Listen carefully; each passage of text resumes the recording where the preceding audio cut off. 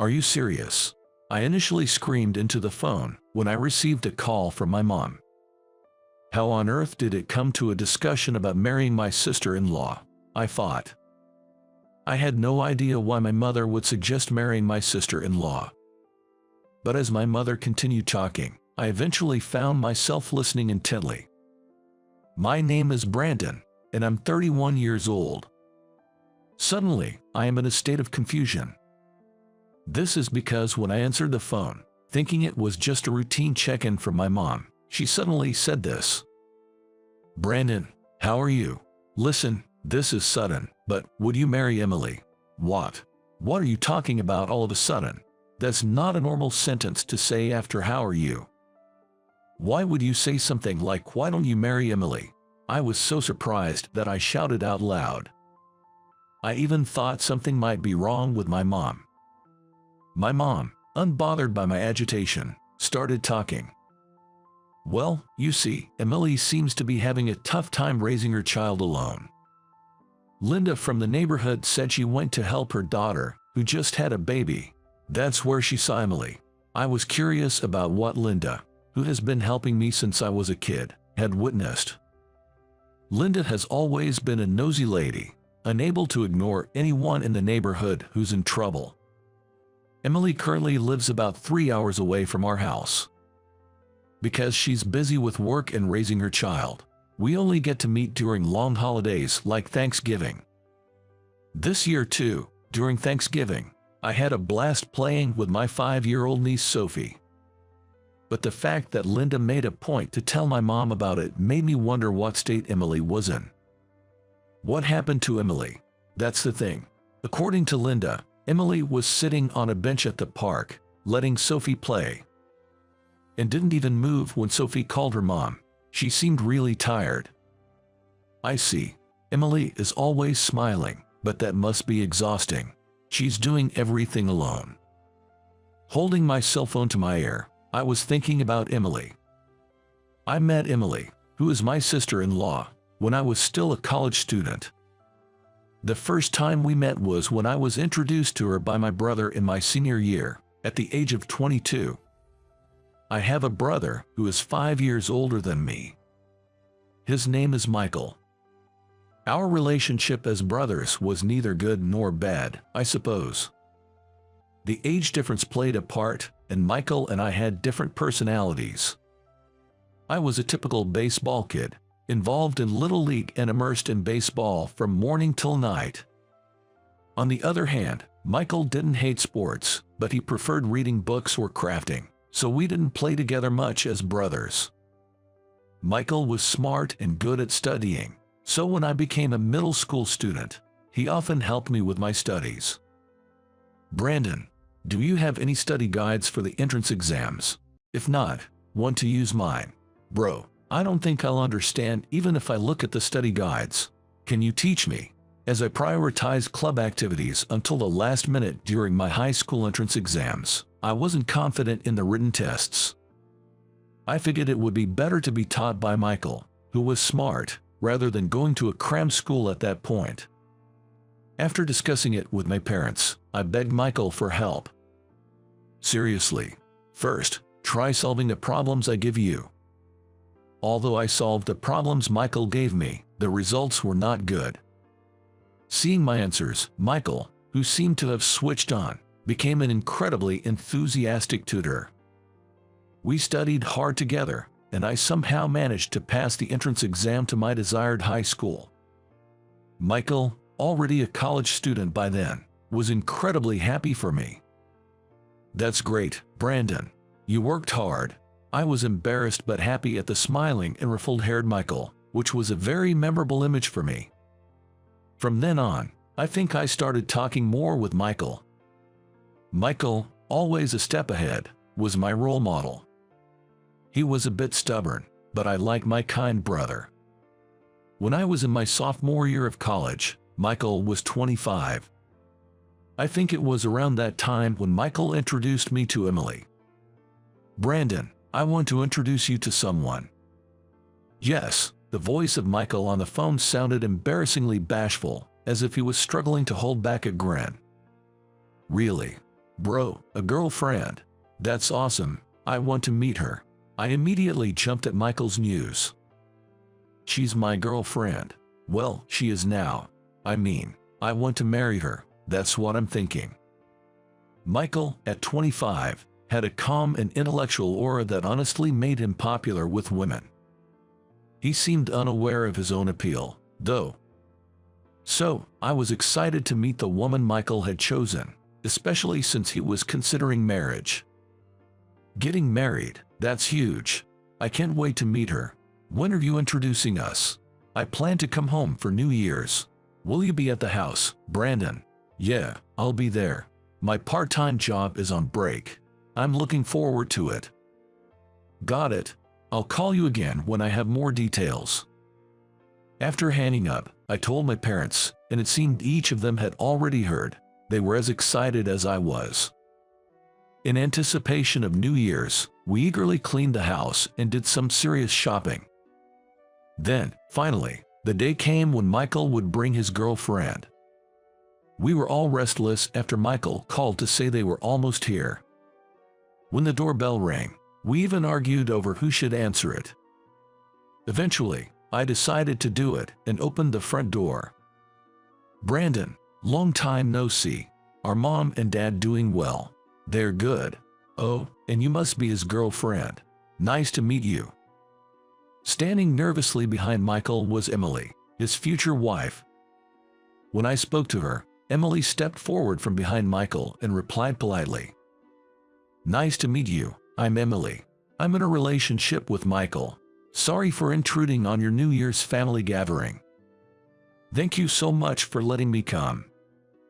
I couldn't help but have a good impression of Emily, who greeted us politely despite her nervousness. She was petite with fair skin and big eyes. There was something about her that was adorably kitten-like. I thought she was genuinely cute. And it seemed my parents thought the same. Oh my, she's so cute. Dad, isn't she just adorable? Emily, the woman set to become your mother-in-law, seems to have really taken a liking to you. I thought to myself that the typical mother-in-law and daughter-in-law issues probably wouldn't exist in our house. Watching my parents, these thoughts crossed my mind. Indeed, she's a lovely young lady. Let's not stand in the entrance. Please, come in. Dad was smiling like I'd never seen before. He had once said, raising two boys was a lot of fun, but I've always wanted to raise a girl too. He had let that slip while slightly tipsy. I'm looking forward to you and Michael finding wives, he had said. At the time, I had just broken up with a girlfriend, so I could only respond with a wry smile. Yeah, let's go in. And Emily, please. I know it's hard not to be nervous, but I think, if I may say so myself, that you'll find everyone in our family quite nice. He looked at Emily with a kind face, as if to reassure her. Michael is generally a kind person, but I thought this particular expression was reserved just for Emily. She really caught a great guy. Then, we all introduced ourselves, a bit nervously, and enjoyed a meal together. Mom was incredibly enthusiastic, preparing lots of Michael's favorite dishes. We had a great time looking at photo albums and spending time together. That time is still a precious memory for me. Thanks for today. It was fun. And thanks for meeting Emily. Emily is such a great person. Take good care of her, bro. Yeah. Count on me. Michael declared this proudly, and Emily smiled shyly but looked very happy. My parents and I saw off the two of them, and a happy day came to an end. Afterwards, their relationship progressed smoothly, and a year later, they happily held their wedding ceremony. Brandon, I'm so happy to become family with you. Me too. Can I call you sis from now on? Of course, you can. I'm fine with bro too. It'd be weird if Brandon suddenly started calling me big brother now, right? Probably, I'll still call you bro even when we're old and gray. That's fine by me. Hey, let's drink together, even when we're old. I did a fist bump with Michael, watching the ceremony to the end. The sight of them pledging their eternal love in the chapel was so moving, I cried a little. To be honest, not just a little, I cried a lot. After the wedding, Michael and Emily lived happily, and we all got along well as an extended family. 3 years into their marriage, Michael called to say they had something to tell us and asked if they could come over. At the time, I was at work and only heard about it when I got home. But when I found out Michael and Emily were coming, I noticed something was off with my usually cheerful mom.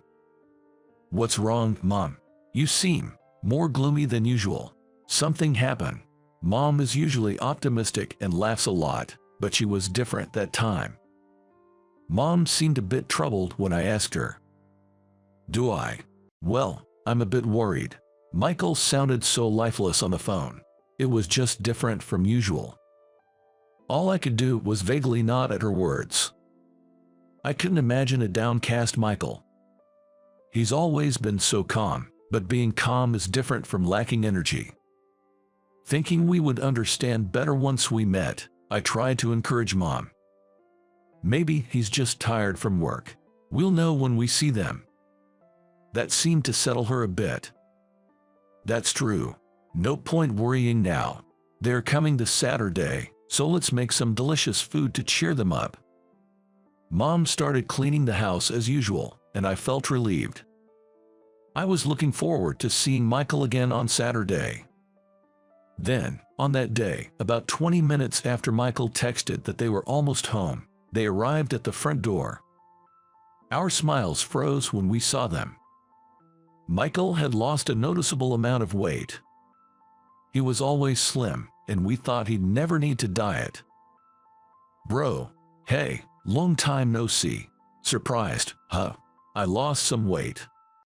Michael was smiling, but his smile seemed tired. "Shall we go in? You must be tired, Michael." Emily gently nudged him with a worried look. Snapping out of it, my parents invited them to sit in the living room. We all sat at the dining table in silence until Mom served tea. After taking a slow sip of tea, Michael started talking. "Sorry for the shock. I lost a lot of weight. Losing weight really drains your energy." "What happened? Heat stroke?" Mom asked, furrowing her brows with concern. "No, not heat stroke. Cancer, terminal. They said I have a year left." Michael spoke about something incredible as if it were nothing at all. He said it with the same casualness as if asking, "What's for dinner today?" or remarking, "The weather is really nice today, isn't it?" Naturally, my parents and I froze. I don't know how long we were frozen, but we came to our senses when Emily sniffled. I moistened my dry mouth with tea and started speaking. Probably Dad or Mom should have asked, but they were still in shock. I had to be strong and start the conversation, as I knew we all probably had the same questions in mind. "Terminal. Is it really, I mean, incurable? Not even surgery or chemotherapy?" Michael responded calmly to my question. "Yes. There's nothing that can be done. I even sought second opinions, hoping to extend my life, but after visiting 4 hospitals, they all said the same thing. I'm just tired of it all." Emily was silently crying next to him. Right, they had just built a house and were excited about their careers. They just built a house, and you were so happy about the big project at work.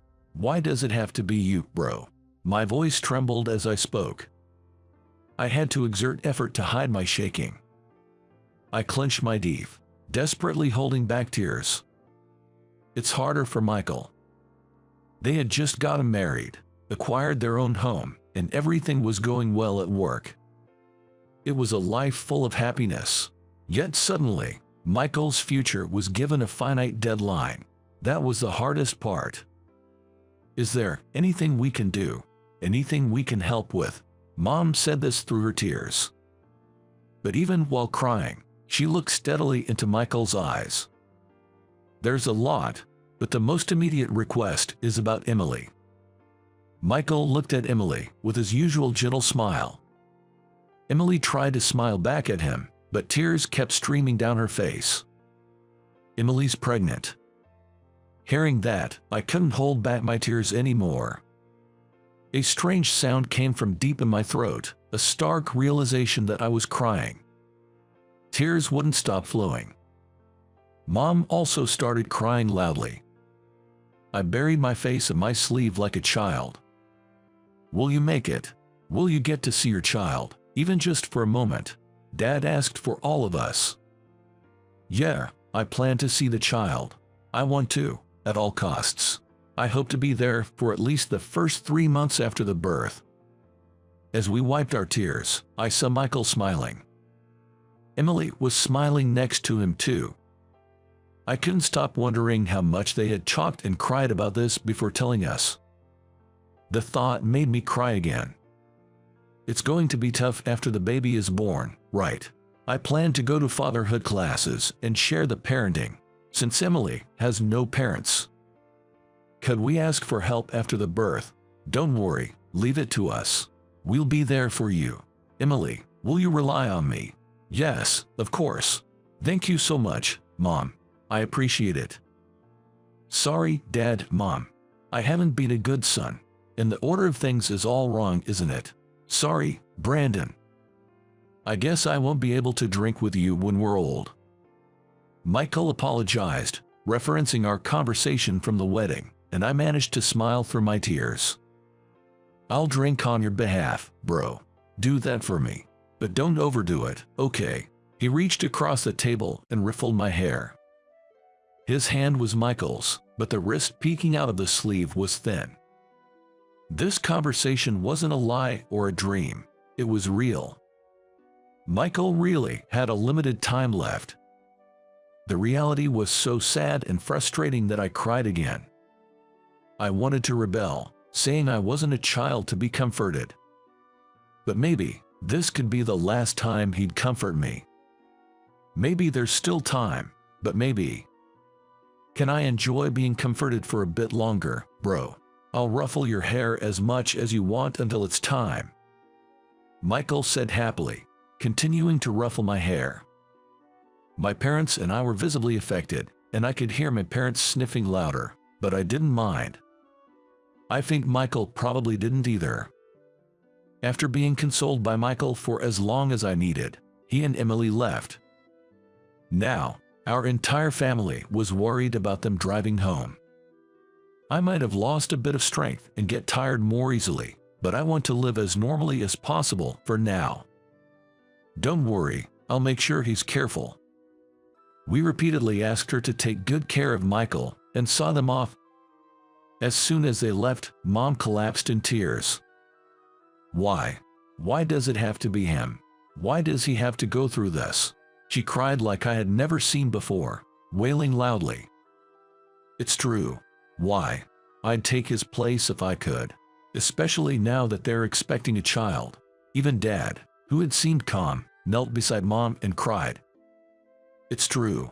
He was just trying to stay composed, but Dad surely wanted to cry and wail too. He's always been a family-oriented and doting father. Seeing my parents in tears, I knelt down and hugged them. The parents who once seemed so big and protective, now felt so small as I became an adult. Let's do everything we can. Let's support Michael and Emily in every way we can. I don't know how or what we can do, but let's give it our all. My tearful words made my parents nod in agreement. We decided on 3 things during our family meeting. Not to impose our opinions on Michael and Emily. To support whatever they want to do. To offer financial assistance within a non-burdensome range. We were careful about giving them space but stayed involved in their lives. When Emily had severe morning sickness, Mom stayed overnight with her, and Dad or I accompanied her to the hospital when needed. As time went on, Emily's pregnancy progressed to 6 months. Michael found strength in talking to Emily's belly and supporting their growing child. But then, the day came suddenly. One late night, our house phone rang. All of us jumped up, startled, and I took care of Mom, who was frozen in shock, while Dad answered the phone. Hello, Emily. Yeah, yeah. Dad's tense voice made Mom and me feel an ominous premonition. Mom clutched the sleeve of my sweatshirt. I held her shoulder tightly. Understood. We'll be there right away. Hang in there, Emily. We're coming. Dad repeatedly assured Emily, and I realized that the time had come sooner than expected. Is bro not doing well? He suddenly became unwell and lost consciousness. They've asked for family to come, Dad explained. Why now? He was so close to meeting his child. Mom cried, unable to hold back her emotions. I felt incredibly frustrated. Encouraging my devastated parents, I spoke up. Let's say our goodbyes properly. Let's get dressed quickly. Dad, should I drive? It might be safer. I tried to speak calmly. That seemed to motivate my parents to get moving. Would you mind? Thank you. No worries. Let's hurry. We then drove through the night on the highway to the hospital. It took about 3 hours using the highway. I kept wishing the hospital was closer. Michael and Emily trusted the hospital's doctors greatly, so we had kept our promise from the beginning not to interfere with their hospital choice. Upon arriving at the hospital, we passed through the night reception and were led to Michael's room. It was a simple private room, where my thin brother lay on the bed. He looked as if he could stop breathing at any moment. Emily was by the bed, crying and holding Michael's hand. Look, everyone's here. Your father, mother, and Brandon. Michael. Oh, why has this happened? Michael, you did well. You were so brave. Despite all the hardships. My parents spoke to him one after another, while I stood frozen, unable to take a step. I had so much I wanted to say to Michael, but saying goodbye felt like accepting the inevitable, and I couldn't find the courage. It was Emily who gently pulled my hand. Brandon, please say your goodbyes to Michael. Though she was crying, her grip was strong. Yes, Emily was the one who was suffering more. She had to raise the child in her belly alone now. I couldn't afford to be scared. I nodded, let Emily lead me to Michael's bed, and took my brother's thin hand. Dad gently made room for me, and I took Michael's hand, now so thin. Bro, you've worked so hard. It was a bit sudden at the end, but I'll never forget you. Don't worry about Emily and the baby. We'll take good care of them. So, it's okay. It's okay. I intended to grip it firmly, wondering if this would reassure Michael. I squeezed his hand tightly and wiped away my tears. I wiped my tears and Emily spoke to him. Thank you for all the happiness. Our time together might have been shorter than others, but I was happy. I'll be happy from now on too. I'll make sure our child is happy. Thank you. We all cried uncontrollably. It seemed like Michael waited for everyone's farewells before quietly passing away. After that, I cried so much, I honestly don't remember how I spent my time. When I came to my senses, everything was over, and a small altar for Michael was set up in our house. Every day, we gathered as a family, prayed at the altar, and talked about Michael. Emily, not much longer now. We're so excited. Yeah. But are you okay, Emily? Going back to the house Michael built, all alone. It's worrying, but it's what Emily wants. Indeed, Emily had refused our suggestion to stay with us until after the birth and recovery. I want to be in the house Michael built for us. For now, that's what I need. With tears in her eyes, Emily said to us, and we couldn't insist. We just asked her to contact us if anything happened and kept an appropriate distance. Then, as my parents and I were discussing that it was almost time, we received a message from Emily. She was going into labor and on her way to the hospital, asking my mother to come. Mom quickly got ready. Dad, get the car ready, she said, grabbing the bag she had prepared. Let's go. Brandon, can you stay home? Sure, I'm not a kid. I'll be fine. Seeing Mom bustling about, I felt relieved. She had been quite down. After my parents left, I prayed at Michael's altar. Bro, Emily's doing great. Please cheer for her. Later, around 10 a.m. the next day, I got a call from Mom. She's born. A beautiful baby girl. Emily is tired but okay. I felt a deep sense of relief. Tears of joy rolled down my cheeks. That's great. Really great. Yay, that's great. I couldn't say anything else, and after hanging up, I prayed again at Michael's altar.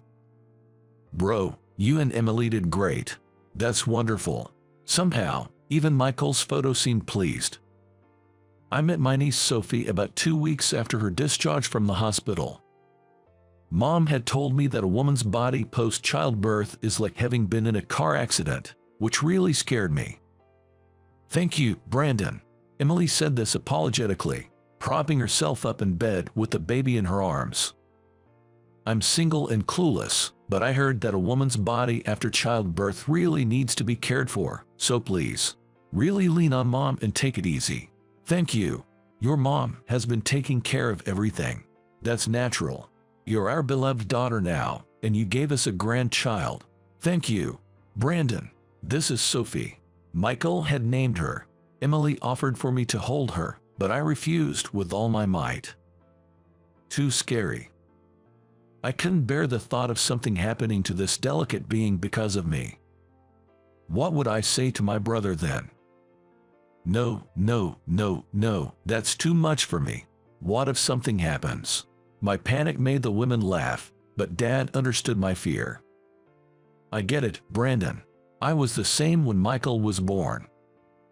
I agreed with Dad and asked to take a photo with my phone instead. Let me hold her when she's a bit stronger. Can I take a picture? Of course. Take as many as you like. She was so adorable up close, and I took countless photos. Suddenly, she opened her eyes. Somehow, she seemed to resemble Michael, and tears welled up in my eyes. Maybe she does look a bit like Bro, doesn't she? I wiped away my forced tears and began my first meeting with Sophie, discussing how she resembles Michael and Emily. While driving to see Emily, I reminisced about all that had happened. Sophie was now a thriving 5-year-old. Emily had been raising her alone while working, and she looked well when she last visited.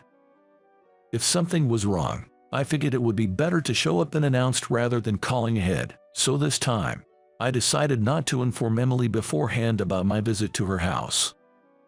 Normally, it would be rude, which is why I usually wouldn't do it. While thinking about this, I arrived at the house Michael built, where Emily and Sophie now live alone. I pressed the intercom button. I heard Sophie's footsteps running inside. Just a minute, Sophie. Don't open the door on your own. Uncle Brandon. Ignoring Emily's words, Sophie flung the door open. Brandon, what brings you here? Emily looked tired. Hey Emily, it's been a while. I'm here to take Sophie for a little while. My sudden offer surprised her. What? Take her? What do you mean? Emily, you're pushing yourself too hard. How much are you sleeping? Eating properly? When I decided to have this conversation, I made sure it wouldn't sound like I was blaming Emily. Knowing Emily, who struggles to ask for help and always tries to handle everything on her own, it was crucial. If she felt criticized, she would only continue to push herself even harder alone. Can you let her kindergarten know she'll be off for 3 days? 3 days. I know you have to work, so I'll take Sophie. I got tickets to that theme park and hotel she's been wanting to visit. We'll be away for 2 nights. So can you let them know she'll be off for 3 days? I showed Sophie the tickets with her favorite characters on them. Sophie, how about going to this park with Uncle Brandon? Recognizing the theme park, Sophie was overjoyed. Sophie, let's go. With Uncle Brandon. Mom's going to stay home, okay. She needs a break too. It might be hard for my 5-year-old niece to understand, but I explained that her mother also needed rest. Sophie looked curiously at my face and then at Emily before smiling brightly. Okay, Mom, I want to wear my pink pants. I want to go now. Urged by Sophie, Emily snapped back to reality. Pink pants, got it. Emily, can we talk a bit while you're getting her things ready? Sure.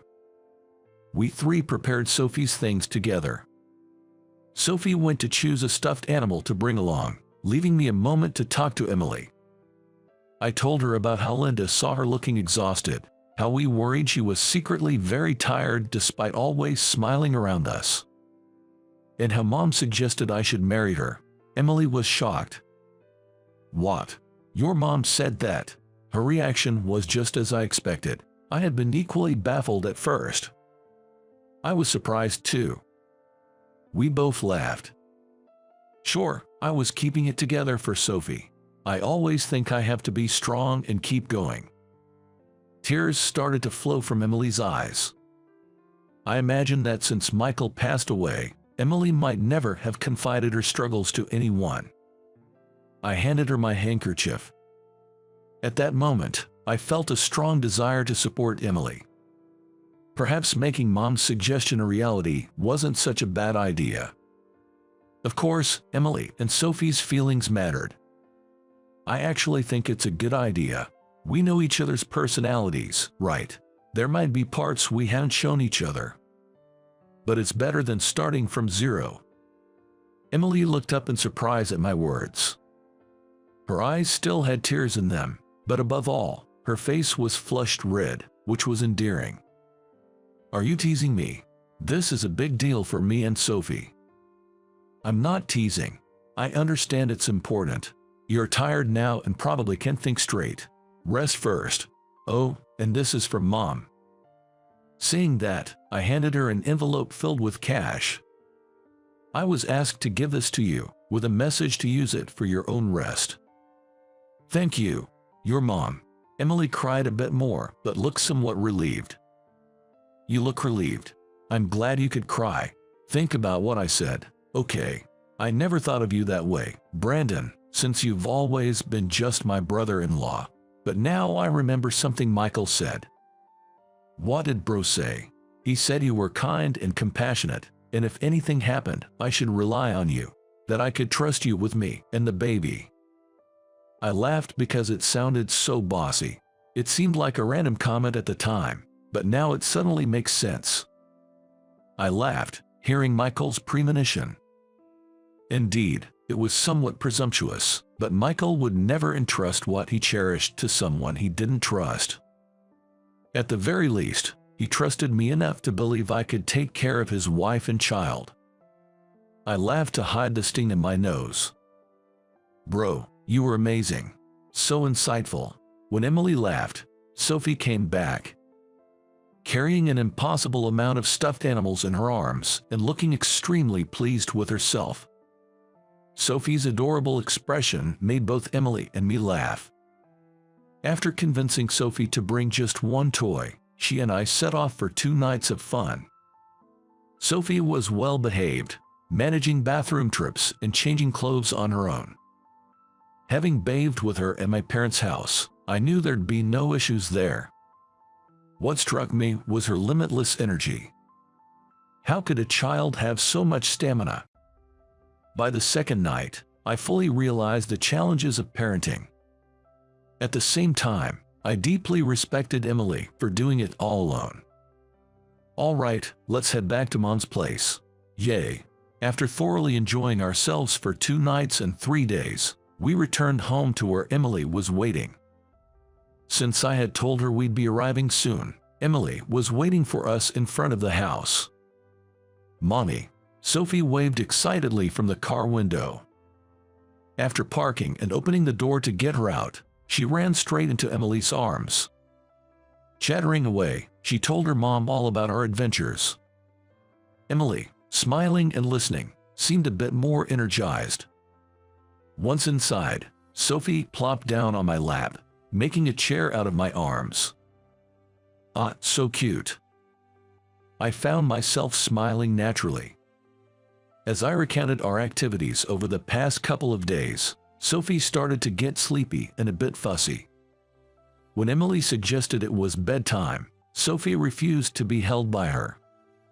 I want to sleep with Uncle Brandon. Not Mommy, Uncle Brandon. Hold me. I picked up the grumpy Sophie and asked Emily to prepare a bed. All right, let's sleep. Uncle Brandon will sleep too. I lay down next to her on the bed. Sophie, apparently very tired, talked for a bit but soon fell asleep. I watched her peaceful sleeping face, thinking how adorable she was, and eventually, I must have fallen asleep too. I was awakened by Sophie patting my face. Wake up. Seeing me jump up, both Sophie and Emily burst into laughter. What? Seriously? I fell asleep. You looked so comfortable sleeping next to Sophie that we didn't want to wake you. I can't believe it.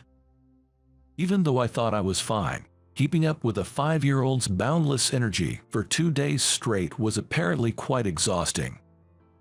Hey, Uncle Brandon, aren't you staying here? Sophie suddenly started a conversation. Huh? What does she mean by staying here? Like me, Emily seemed confused too. What do you mean?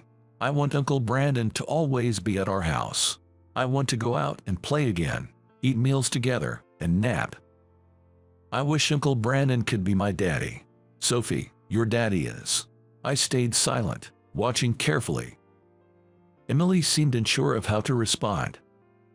As Emily was deep in thought, Sophie said to her. Pointing at Michael's photo, Sophie said, "It's okay to have 2 daddies." At those words, Emily started crying, and I couldn't help but cry too. Seeing us adults suddenly tear up, Sophie looked bewildered. Mommy, does it hurt somewhere? No, honey, I'm fine. I'm just surprised by how thoughtful you are. Yes, having 2 daddies is okay. Wow, really? You're truly Michael and Emily's child. I wiped my tears, feeling genuinely moved. Children are incredibly pure. They leap over the complications adults get caught up in without a second thought. So, Uncle Brandon, I want you to be my daddy. Feeling the weight of Sophie hunting me, I silently vowed to make her and Emily happy, in Michael's stead. Of course, that includes both Sophie and Emily. I want Uncle Brandon to be my daddy. Should we ask Mom? If Michael were here, he'd surely laugh and say everything will work out just fine. Thank you, Brandon. How about we start by dating? With the understanding that you'll be a dad. Those words made me incredibly happy. Thank you, I'm looking forward to it. Yay, let's hug. Mom and Uncle Brandon, hug. Sophie pulled me over to Emily for a hug. All 3 of us were smiling. Sophie kept saying hug over and over, giggling happily, while Emily smiled shyly. I vowed to myself and to Michael to always protect these smiles. I'm going to let go of the employee who didn't finish high school and bring in a talented college graduate. Haha. I was unfairly accused of a mistake I didn't make and was informed I would be let go. Despite having dropped out of high school and contributed to the company for nearly a decade. The person my boss, now replaced by David, wants to put in my place is a favored newcomer who graduated from the same university as David and joined the company last year.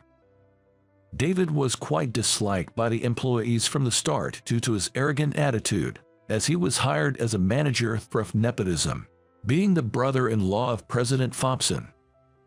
The new hire from the same university probably seemed endearing to him, being one of the few who didn't know enough to keep their distance. But it's unreasonable to think of making him a manager in his 2nd year. Just as I was about to express this, would the underqualified dropout please expedite his departure? Ah. David mocked me. Seeing a junior employee smirking behind the taunting David, I sighed deeply and accepted my termination with a understood.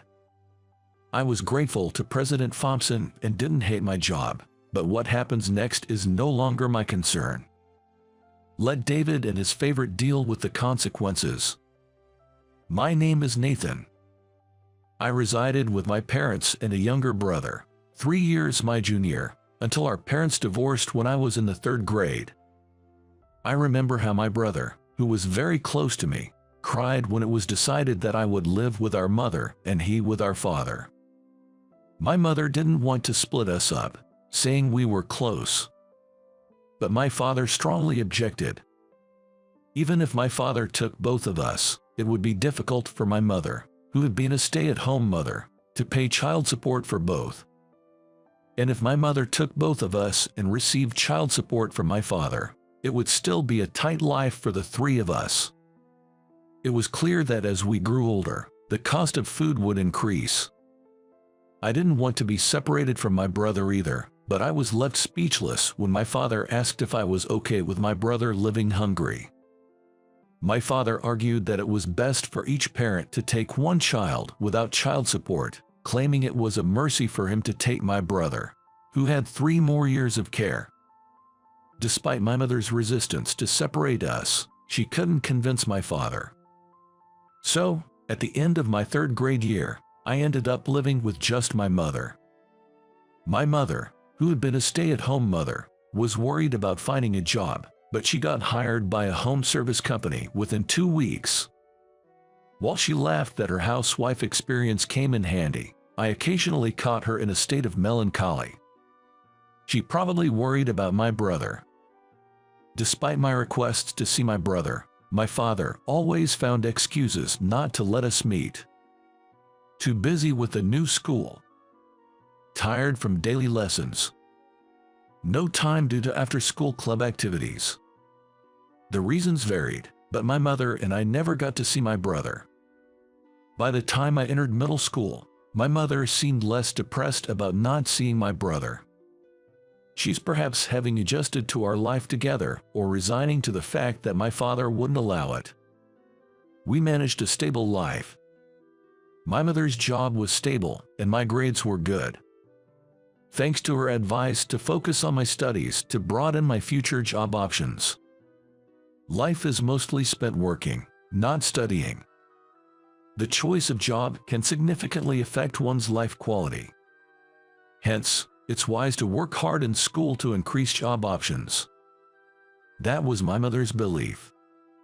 Though she had been a stay-at-home mother, she was actually a graduate of a prestigious university and had worked for a major company. It seems she resigned from her job at my father's request when they got married, but she regrets that decision now. Being a significant corporation, they offered comprehensive benefits, and numerous parents opted for reduced working hours to accommodate child care needs. She met my father while he worked at a branch of that company.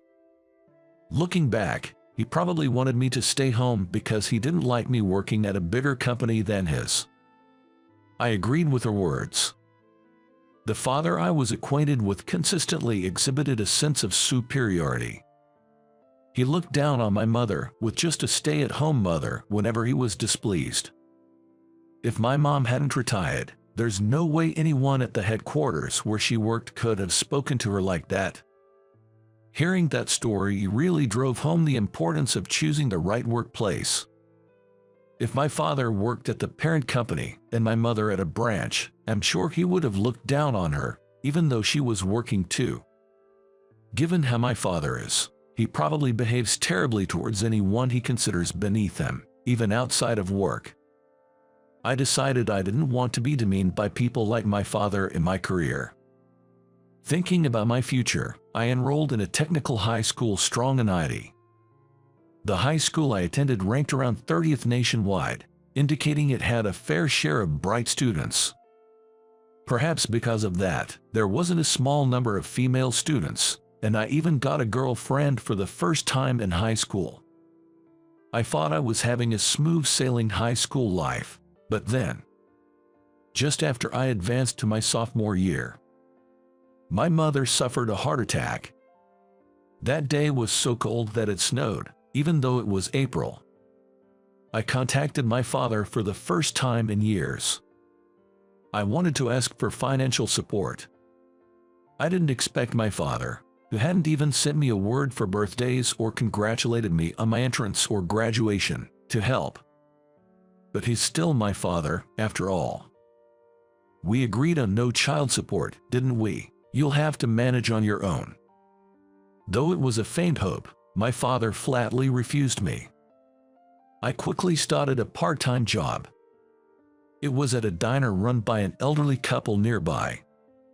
Knowing my situation, the elderly couple took quite a liking to me. The meals they provided were lavish, and they were generous with my wages too.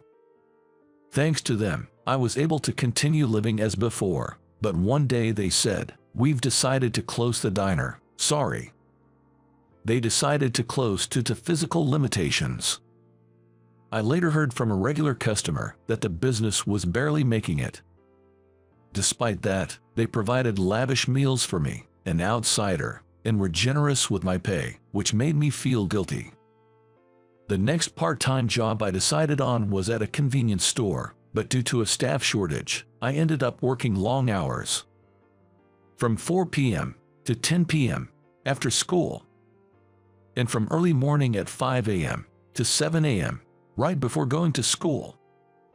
I ended up spending 9 hours a day on part-time work, regardless of weekdays or weekends. I was supposed to work only 5 hours from 5 p.m. to 10 p.m., but I agreed to help out for a while because they were short-staffed. However, this became the norm, and there was no improvement even after more than 2 months. With almost no free time left, I was dumped by my girlfriend and began to neglect my studies. After a while, I ran into the elderly couple who owned the diner where I first worked. They happened to come to the convenience store with their grandchild. The elderly couple was surprised to see me. I had lost a lot of weight.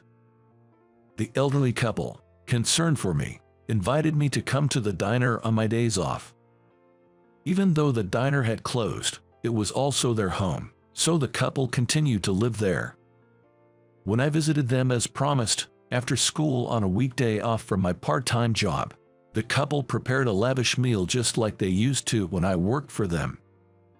And then I was informed that I was being made to work illegally. 15 to 18-year-olds can only work 8 hours a day. Up to 40 hours a week, according to the law. I was working 9 hours a day, without breaks, and 54 hours a week with a 6-day work schedule. You'll ruin your health working like that. The couple was worried, but I told them I was thinking of dropping out of school. Since starting the convenience store part-time job, I couldn't keep up with my studies, and being in the same class as my ex-girlfriend was tough. In hindsight, I should have quit the convenience store job and looked for another one, but at the time, I wasn't capable of rational thought. I was preoccupied with thoughts of dropping out. The elderly couple apologized, thinking the closure of their diner was to blame, but they weren't at fault. Not at all. Your kindness was a great help to me. I'm truly grateful. When I expressed my gratitude, the elderly couple offered to introduce me to a company run by their son. If you're going to work after leaving school, it might be better to be a full-time employee rather than a part-timer. With that, they introduced me to the father of the grandchild they had brought to the convenience store the other day. This company was a metal working firm, taken over by the elderly couple's son from his uncle to become the president. My studies in school were primarily in IT, so I knew nothing about metal working. However, they were willing to hire me as long as I was motivated. I ended up dropping out of high school to work there as a full-time employee, but it was quite challenging since everything was new to me. Whenever it got tough, I would talk to Alex, a former high school classmate. Alex was studying metal working in the mechanical department, so he was able to give me advice. Even after I left high school, he kept in touch and was a significant support who always worried about me. As Alex was about to enter his 3rd year of high school summer vacation, he made a proposal to me. He suggested doing something big using the information engineering I had studied and the mechanical technology he was learning. I was surprised by such an unexpected suggestion. Wouldn't it be difficult to find a time while working? Alex didn't expect me to freeze in shock. He was concerned about time. I know he's concerned about my time because he's aware of the tough times I went through with my convenience store part-time job during high school. I decided to accept his proposal, hoping to make it a memorable summer vacation for Alex, who was always so considerate. I started spending my time after work and on weekend with Alex. Though it was Alex's idea to do something big, he didn't have a specific plan, so we had to start from scratch. After many sleepless nights, the parts we created were patented. "We'll be rich if this hits big, haha," we joked around. Getting carried away, we had acquired a total of 3 patents by the time Alex was about to graduate from college. Alex had established a company to develop parts with patents while he was still in college. I was invited to join the management, but I declined out of gratitude to President Thompson, who had hired me after dropping out of high school. Instead, I agreed to help as an advisor. Around this time, I was transferred from factory work to an office position at the headquarters. Shortly thereafter, President Thompson's brother-in-law joined the company as a department head. This department head was the brother-in-law of President Thompson's wife. Whether it was due to his rapid appointment or his inherent nature, he behaved arrogantly and was disliked by the employees. The following year, President Thompson's daughter, Sarah, joined the company. Sarah, being President Thompson's daughter, never flaunted her status and was earnest about her work. This was in stark contrast to David, who acted arrogantly because of his family ties. David believed he would be the heir since President Thompson had only a daughter. However, with Sarah's entry, all the employees started to see her as the successor. Displeased with this, David began to take his frustrations out on me. David seemed to have always resented me for being a high school dropout, with only a junior high school diploma. I had been subjected to unreasonable overtime and work dumping, but recently, the direct insults had started. It seems that President Thompson isn't fond of David, as he hardly ever speaks to him at the office. Even when David initiated conversation, it was quickly ended. David is a college graduate and a family member. Despite holding a managerial position, he is not taken seriously. In contrast, President Thompson, who had hired me personally, took an interest in me and often initiated conversation. That probably made David dislike me even more. The following year, I had a fateful reunion.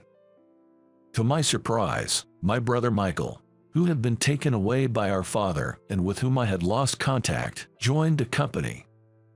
Michael, who had grown into a fine young man since graduating from college and joining the company, still had traces of the child I remembered. However, Michael was somehow considered an only child. Wondering if perhaps Michael didn't remember me, I decided to pretend to be a stranger. While it was a bit lonely not being able to talk as brothers, I thought there was no need to disturb his peace if he had indeed forgotten. Michael, a graduate of the same university as David, was particularly favored by him.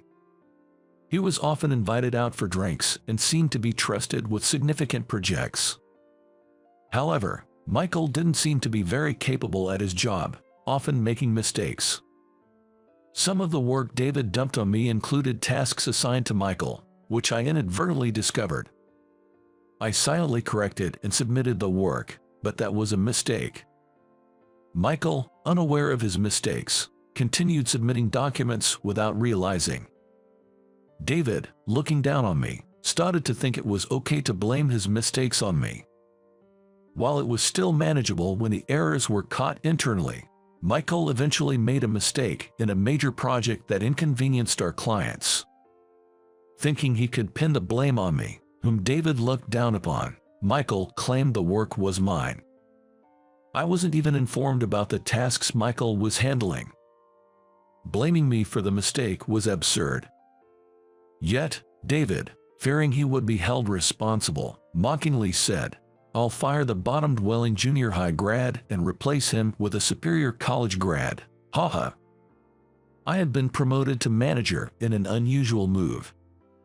Though the department only consisted of Sarah and myself, it would be unreasonable to make Michael, who was only in his second year, a manager.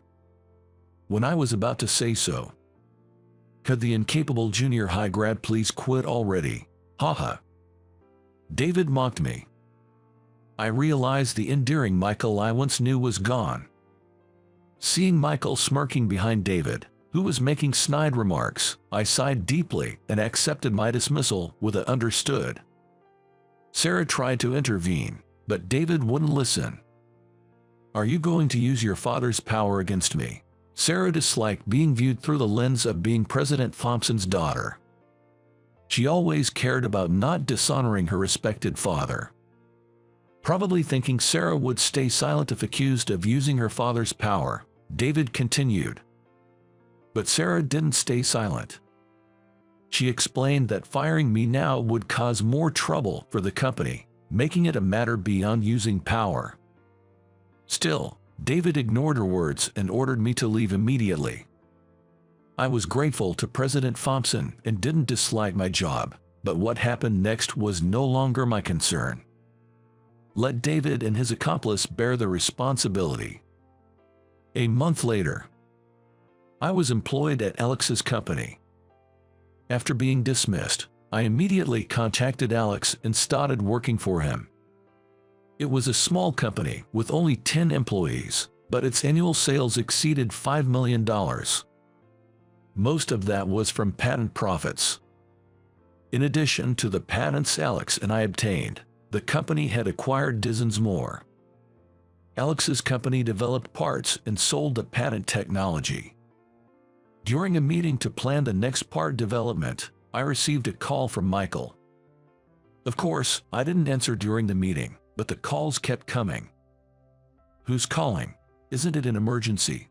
Alex asked with concern, but after I informed him it was a junior from my previous company, I turned off my phone. After the meeting, I turned on my phone and found a message. "Big bro, my bad. Please answer the phone." It was written like that. Michael recognized me as his brother. Yet, he had set himself up as an only child and looked down on me, which infuriated me. The reason Michael, who was once so honest and kind, had come to look down on others could only be attributed to our father's upbringing. After divorcing our mother and taking Michael with him, it seems my father quickly remarried another woman. Essentially, he had been having an affair. This woman, a career-oriented individual who didn't want children, was apparently willing to raise Michael since he was still young. That's why my father was adamant about taking only Michael. The new woman in his life, who became Michael's stepmother, spoiled him rotten. Anything he wanted was bought for him, and she allowed him to do whatever he wished. Michael came to prefer his indulgent stepmother over our mother, who would scold him for wrongdoing and taught him to even refrain from sweets. Consequently, he began refusing visits with me and our mother. The message detailed these circumstances, but ultimately, it seemed to justify his behavior rather than show any real remorse. As I read the message, another call came in. This time from David. Wanting to end the nuisance, I answered, intending to express my annoyance. But David immediately demanded that I continue to allow him to use the patents at the previous rate. The part Alex and I developed during his summer break happened to be effective for a product my former company was developing. If I had developed the part while at the company, the patent rights would belong to them, but this part was something Alex and I had developed personally. Its economic value was estimated at around $10 billion. However, out of gratitude to President Thompson, I had set the usage fees quite low. Alex had agreed to this, but now that I had left the company, we had returned to the original price. Didn't Sarah say the company would be in trouble without me? It was David who wouldn't listen, right? I have been in charge of the Patent Affairs Department within the General Administration Division, which handled various administrative tasks, including patent applications and licensing. I was promoted to manager because I had obtained patents. It was baffling that David, overseeing the General Administration Division, didn't understand patent matters. Sarah, who had worked under me, was of course aware of the patent usage fees. She had tried to persuade David to revoke my dismissal.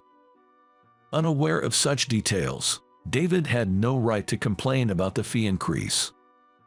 After all, it's Alex's company that grants the patent usage permissions, and there's nothing I can do if he's asked about it. The management of the patents for the parts developed by Alex and me is entirely entrusted to Alex's company. Without President Alex's permission, providing the patents at the previous rates is impossible. Even if they ask me to let them use it cheaply as an individual, there's nothing I can do.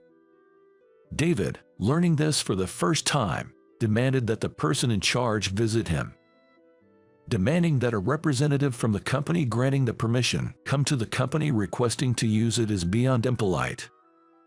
Disgusted, I told him never to contact me again and hung up, immediately setting my phone to reject his calls. A few hours later, I received a call from my father. Assuming it was Michael crying to him, I decided to answer. As expected, he wanted me to reconsider the patent fees for Michael's sake. The condition was that I had to be working there. You'll have to figure it out on your own, I retorted, echoing the words my father had said when my mother fell. My father began to complain about my disrespectful tone, likely not realizing he was repeating his own words. When mother fell, those were the words you said to me, remember. At a loss for words, my father stumbled over his response. And then he made an unbelievable suggestion. That's right, it must be lonely living alone, right? Why not come live here with your new mother? He offered. What are you talking about? I've been living with mother all this time. My mother, who fell ill during my high school years, has since fully recovered and is back to work. A few years ago, she even started her own housekeeping company, actively hiring single mothers, which has been featured in magazines.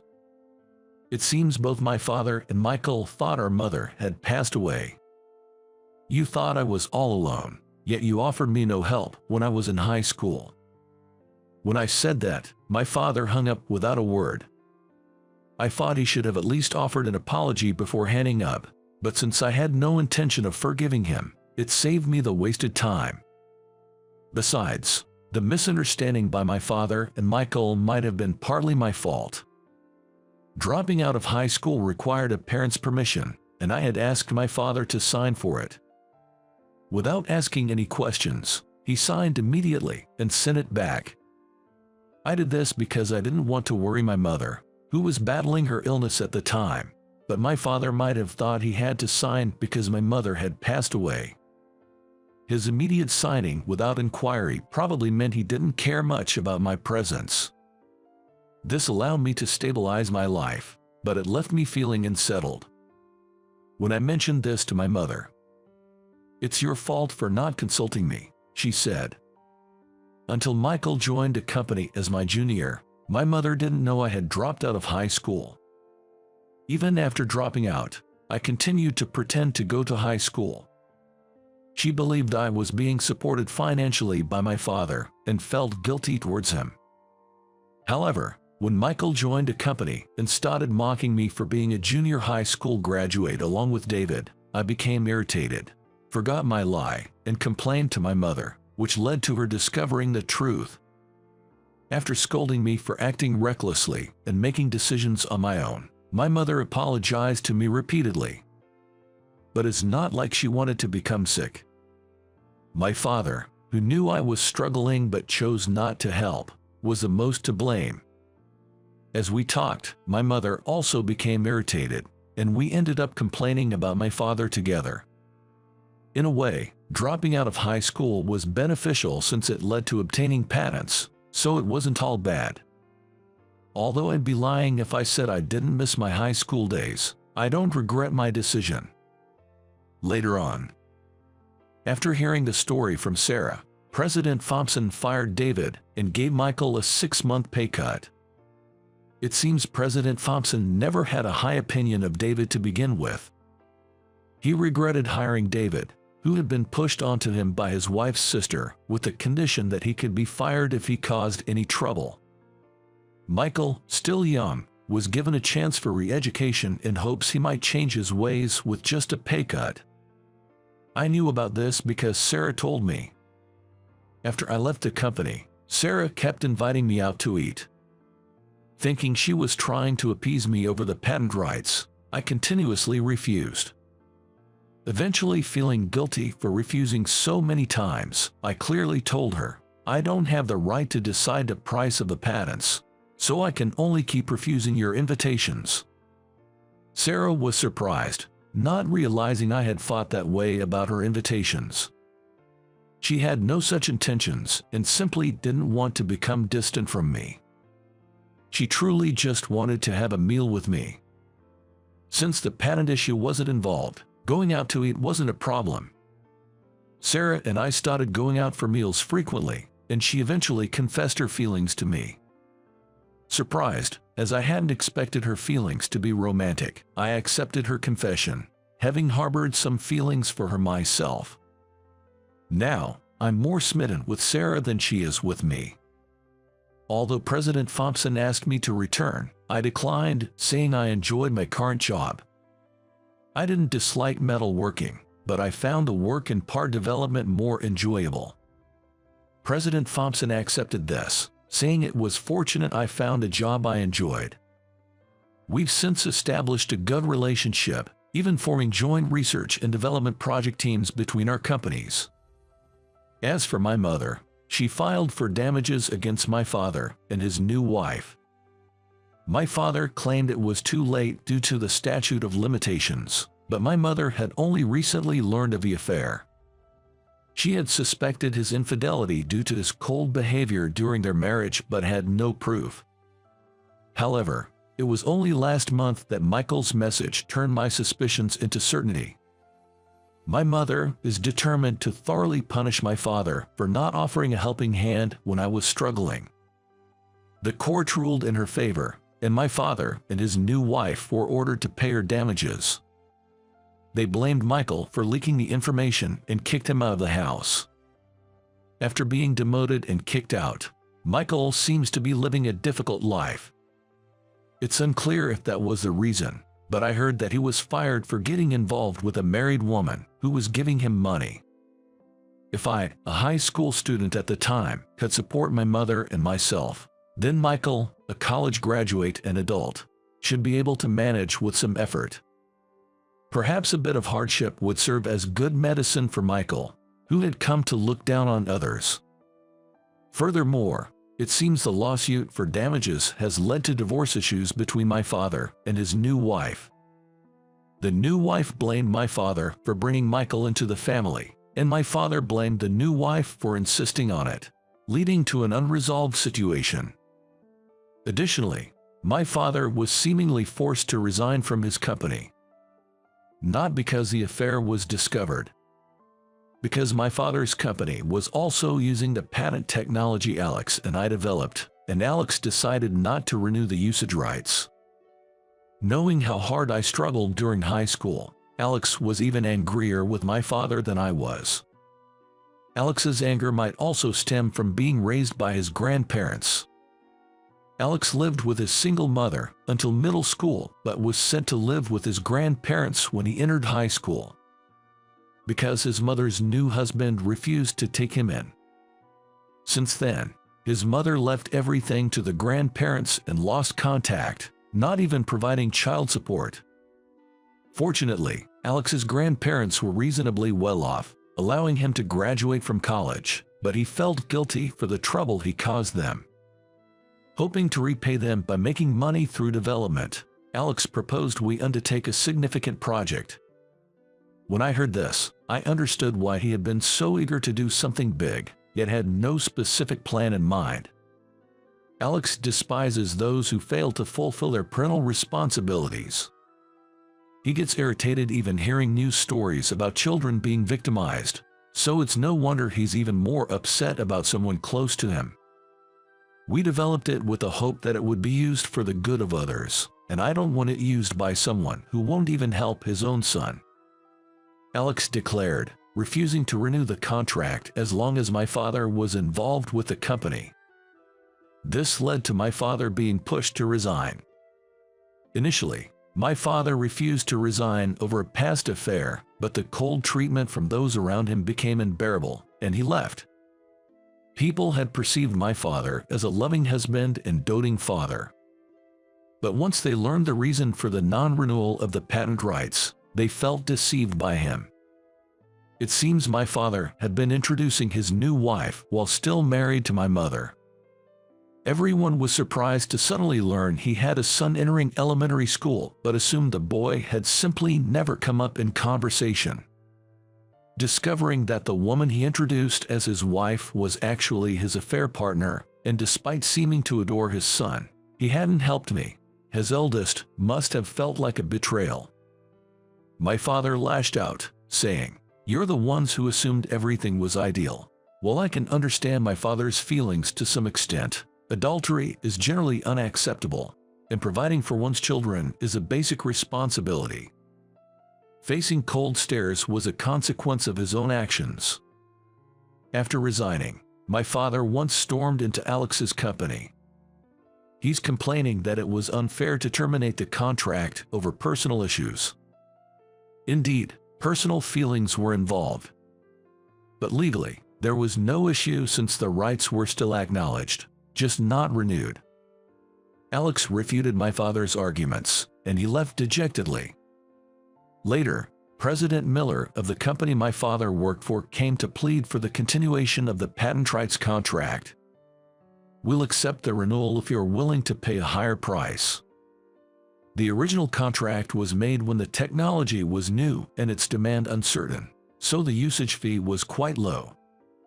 President Miller reluctantly agreed, likely because they desperately needed the patented technology. After President Miller left, Alex joked, "Is this what they call poetic justice? Promoting good and reducing evil?"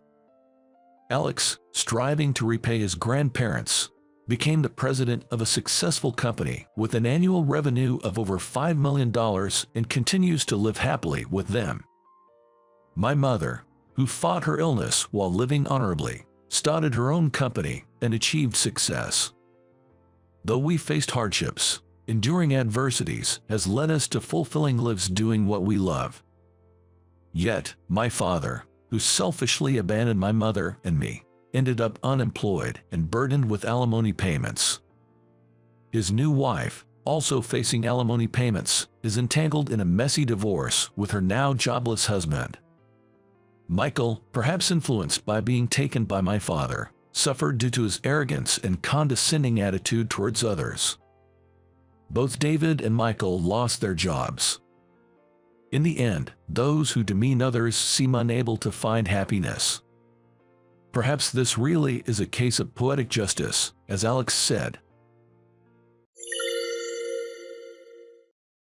My colleague Ava, who had suffered a terrible accident, was working with her head down, avoiding people's eyes.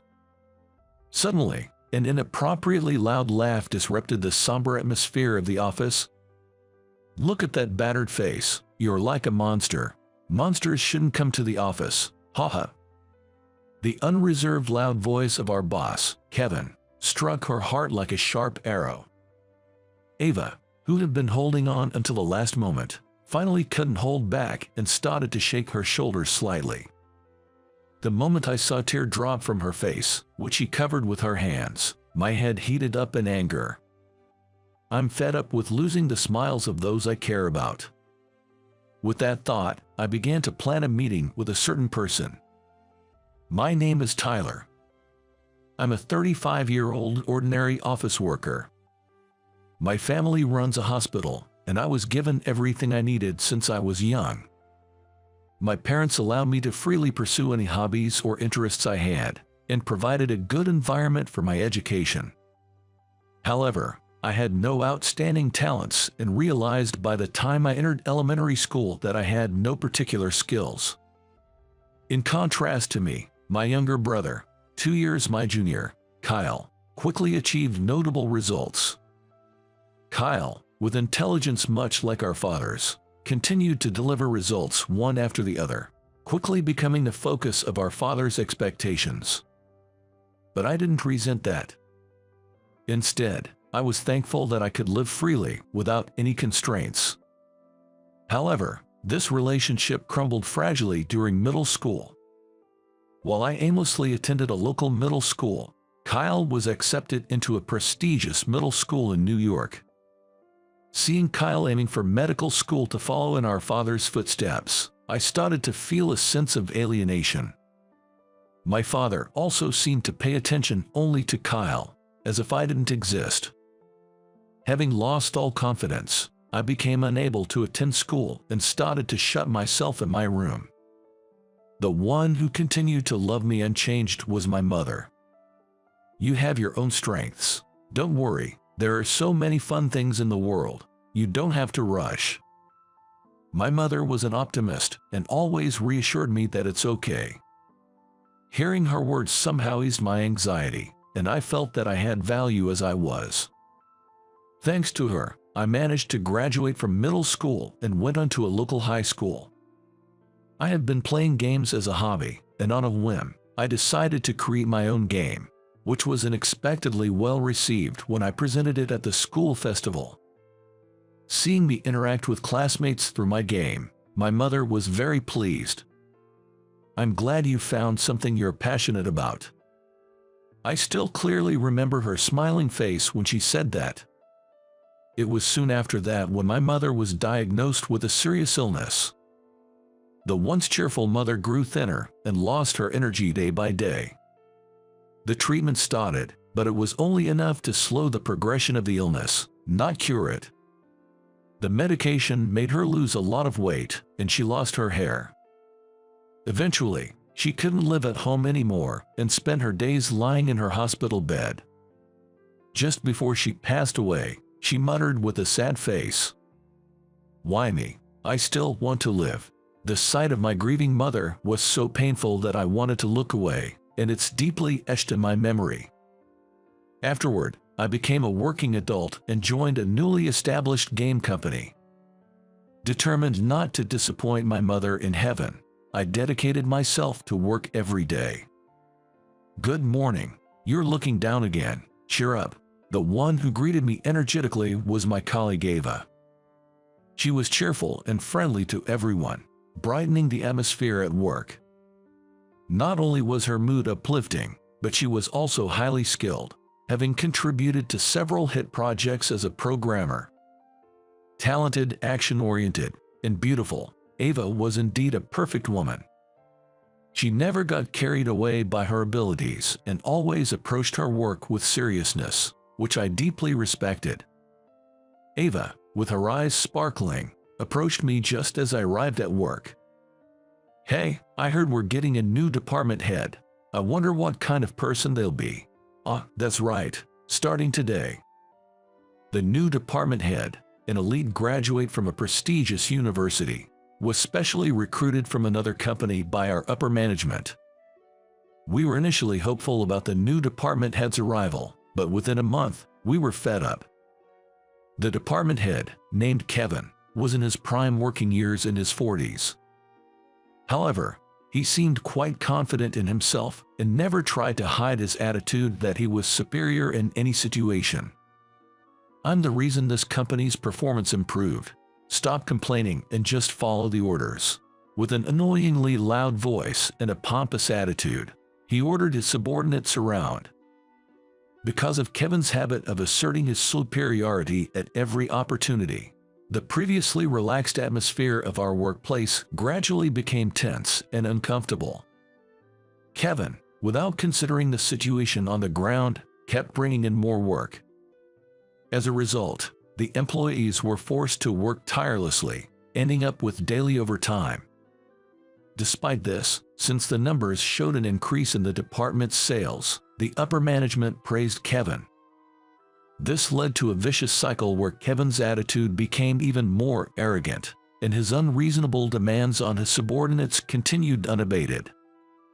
It would have been tolerable if he was competent, but when Kevin came along with me to meet a client, insisting on his superiority even there, it ended terribly. During the final discussions with the client, Kevin interjected, "What? You can't even handle this level of work and outsource it to us?" Kevin, as usual, looked down on the client with his condescending attitude. The moment my face turned pale and the client became furious, announcing the deal was off, happened simultaneously. Years of trust I had built with the client were destroyed by a single comment from Kevin. "How could you do this? This client was supposed to work with us for the next 10 years. I protested to Kevin when we got back, but he nonchalantly retorted, "What's the point of any plan if it doesn't make money? It's a waste of time talking to such a small client." Kevin seemed completely unconcerned about the broken deal being his fault. "The company's profit comes first. This is the problem with you. I've been working hard to earn that client's trust. You've made all that effort go to waste because of your actions, Kevin." Kevin glared at me menacingly as I protested impulsively. "If you're going against me, you better be prepared. I can always complain about your work attitude to the upper management." Kevin's veiled threat of punishment made me bite my lip and fall silent. After my mother's death, my performance at the company was all that supported me, having never been recognized by anyone else. Yet, the frustration only grew, having to work under such an irresponsible boss. I wanted nothing to do with him anymore, but the pain of having to see his face every day at work was unbearable. Since then, I've been careful to avoid working with Kevin as much as possible. But he kept causing trouble for other subordinates as well. He wouldn't bother to learn document preparation or administrative procedures, saying such simple tasks should be done by subordinates, and dumped everything on us. At times, he would even take documents without asking, including taking documents containing sensitive personal information to another company. It nearly turned into a major crisis, but Ava, who was with him at the time, apologized profusely. Thanks to her, this situation didn't escalate, and it was resolved within our department. But it could have easily become an emergency that threatened the company's existence. Yet, Kevin continued his defiant attitude without admitting any fault. Preparing easy-to-understand materials for the supervisor is the subordinate's job. It was almost a big crisis because of your lack of attentiveness. Ava was the first to lose patience with Kevin's unapologetic behavior. On the day of the personal information incident, Ava invited me out for drinks. She, too, had been troubled by Kevin's terrible attitude on a regular basis. "It's not just today. I went to a meeting with him before, and he started lecturing the client arrogantly, causing a lot of trouble.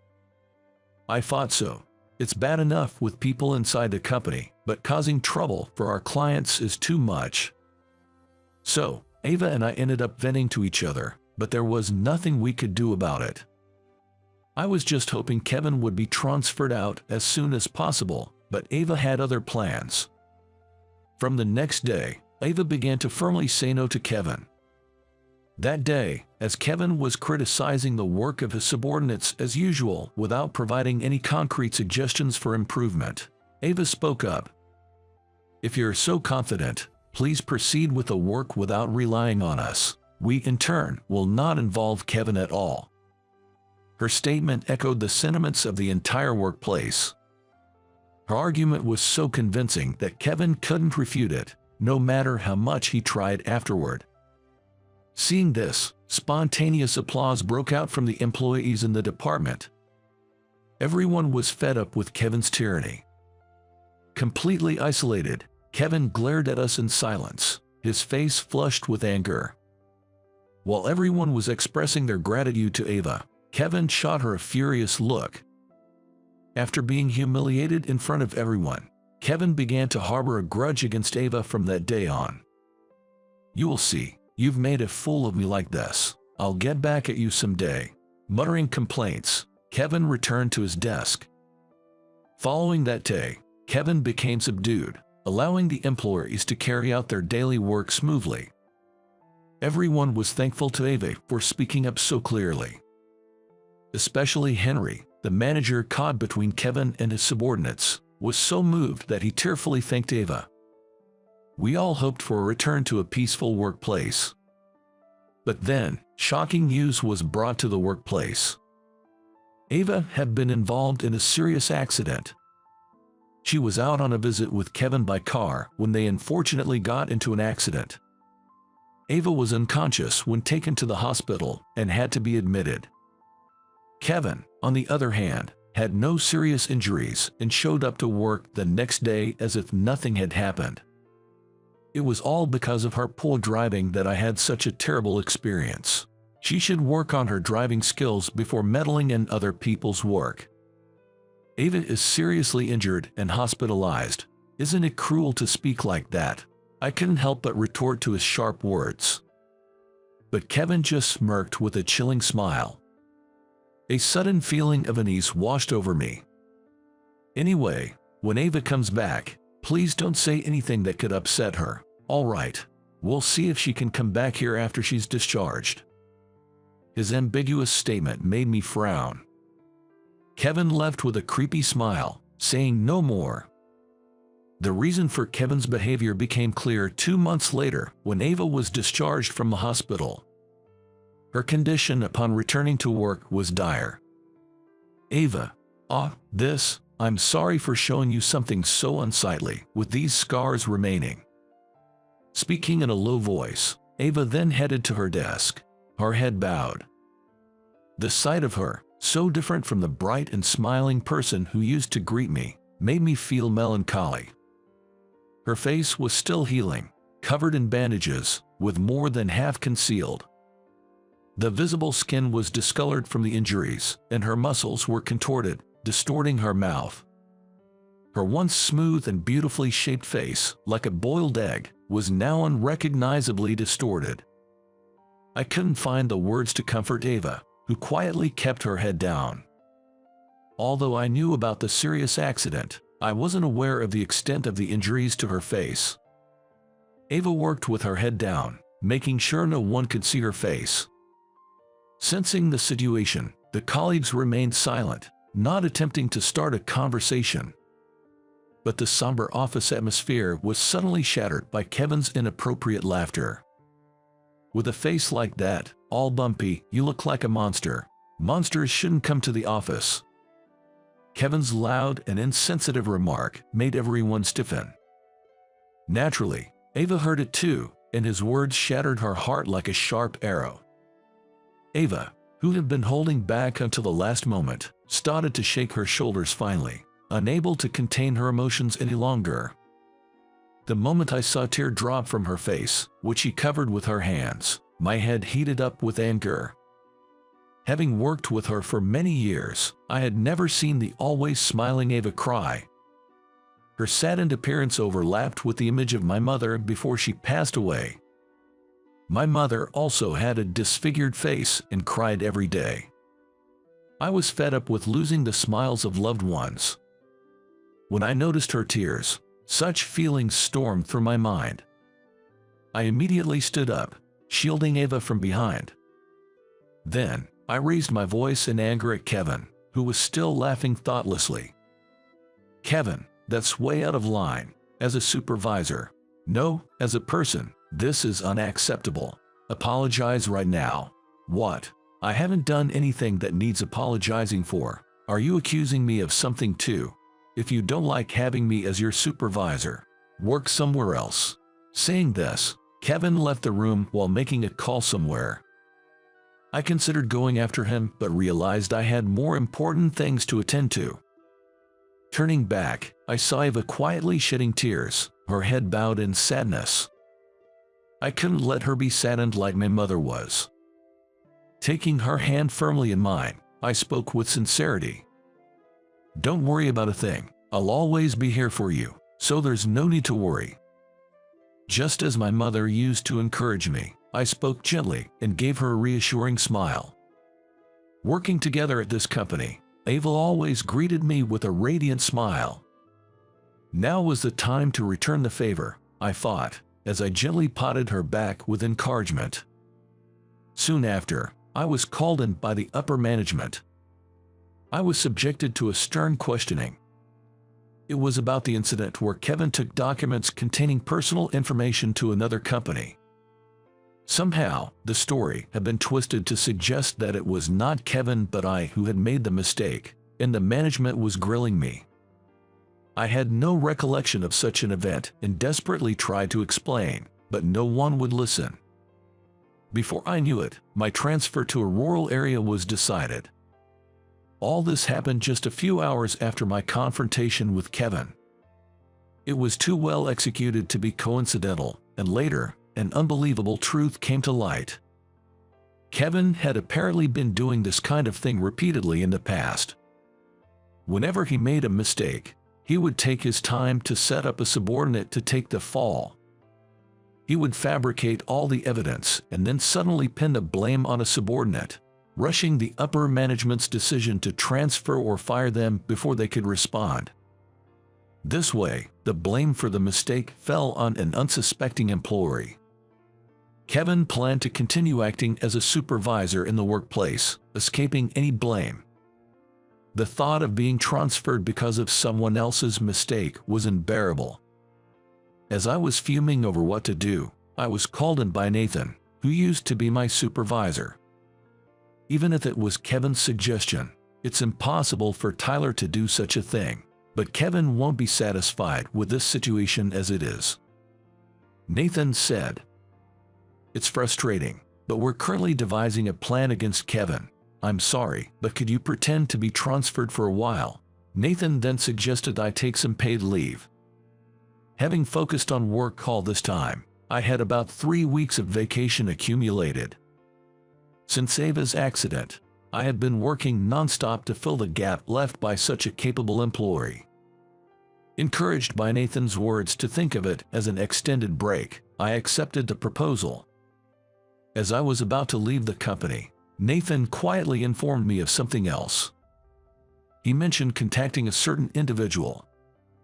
It was Harrison, the chairman of the group of companies overseeing ours. Chairman Harrison was often traveling around the world and rarely had the chance to return to America. But he was scheduled to come back to America soon, and Nathan would reach out to him on my behalf.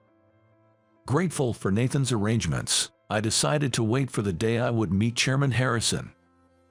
The first person I contacted that day was Kyle. Now a respectable doctor and having taken over our father's hospital, I had great respect for Kyle. But it had been a while since we last spoke on the phone, so I was nervous as I listened to the ringing tone. "Tyler, it's rare for you to call me." Hearing the familiar voice that hadn't changed over the years, I felt the tension in my shoulders ease. I pleaded with Kyle for help, sharing with him Ava's situation. I told him about the injuries she sustained in the accident and my desire to heal the scars on her face as much as possible. After pondering for a while, Kyle promised to do everything within his power to help. "I'd like to see her condition myself. It might be busy, but can you come to our hospital?" I told Kyle we'd come right away and hung up. Ironically, thanks to Kevin, I had 3 weeks of paid leave and was ready to move at any time. I immediately contacted Ava and rushed to Kyle's hospital. "I appreciate the thought, but are you sure they can treat me? The doctor I saw said it would be difficult without a highly skilled physician." Ava looked at me with a mix of hope and uncertainty. "Besides, they said the good doctors are so popular that I couldn't get an appointment for the next 2 years." "No problem, I'm sure it will be fine." The doctor she mentioned was probably Kyle. Kyle is a skilled plastic surgeon who has treated thousands of cases of scars, burns, and injuries. As the scars and indentations are carefully treated, the patient's expressions brighten. Kyle once said that seeing their smiles is the greatest reward of all. Supporting a worried Ava, we hurried to the hospital where Kyle was waiting. In the consultation room, Kyle carefully examined Ava's facial injuries and nodded confidently. "It's okay, There's no damage to the bones, and the damaged nerves around the mouth can be carefully repaired with surgical suturing. Let's schedule you for surgery." Encouraged by his confident words, Ava looked up in surprise. Straightening her back with the vivacity she had before the injury, she finally showed a smile. Once the hospital stay and surgery were scheduled, we discussed the plans on our taxi ride home. I thought I'd have to live with this face forever, but the thought of being able to return to how I was before makes me so happy. Seeing Ava's spirits lifted, I too felt relieved. Thanks to Kyle, she was able to look forward again. "I'll definitely get back at Kevin once I'm healed. I won't forgive him." I thought her anger was due to his comments at the office, but as she elaborated, I was horrified. It wasn't just what he said that was awful, but the cause of the accident. He was road raging. He braked suddenly and swerved lanes just because he didn't like the car behind us. Ava began to recount the situation at the time of the accident, still seething with anger. Although Kevin claimed Ava was driving that day, it turned out he insisted on driving himself.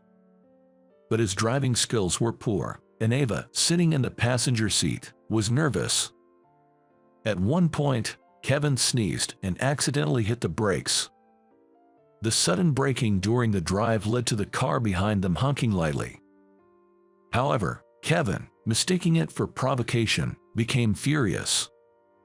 He started braking abruptly and swerving to obstruct the lane change of the car behind, thinking of retaliating.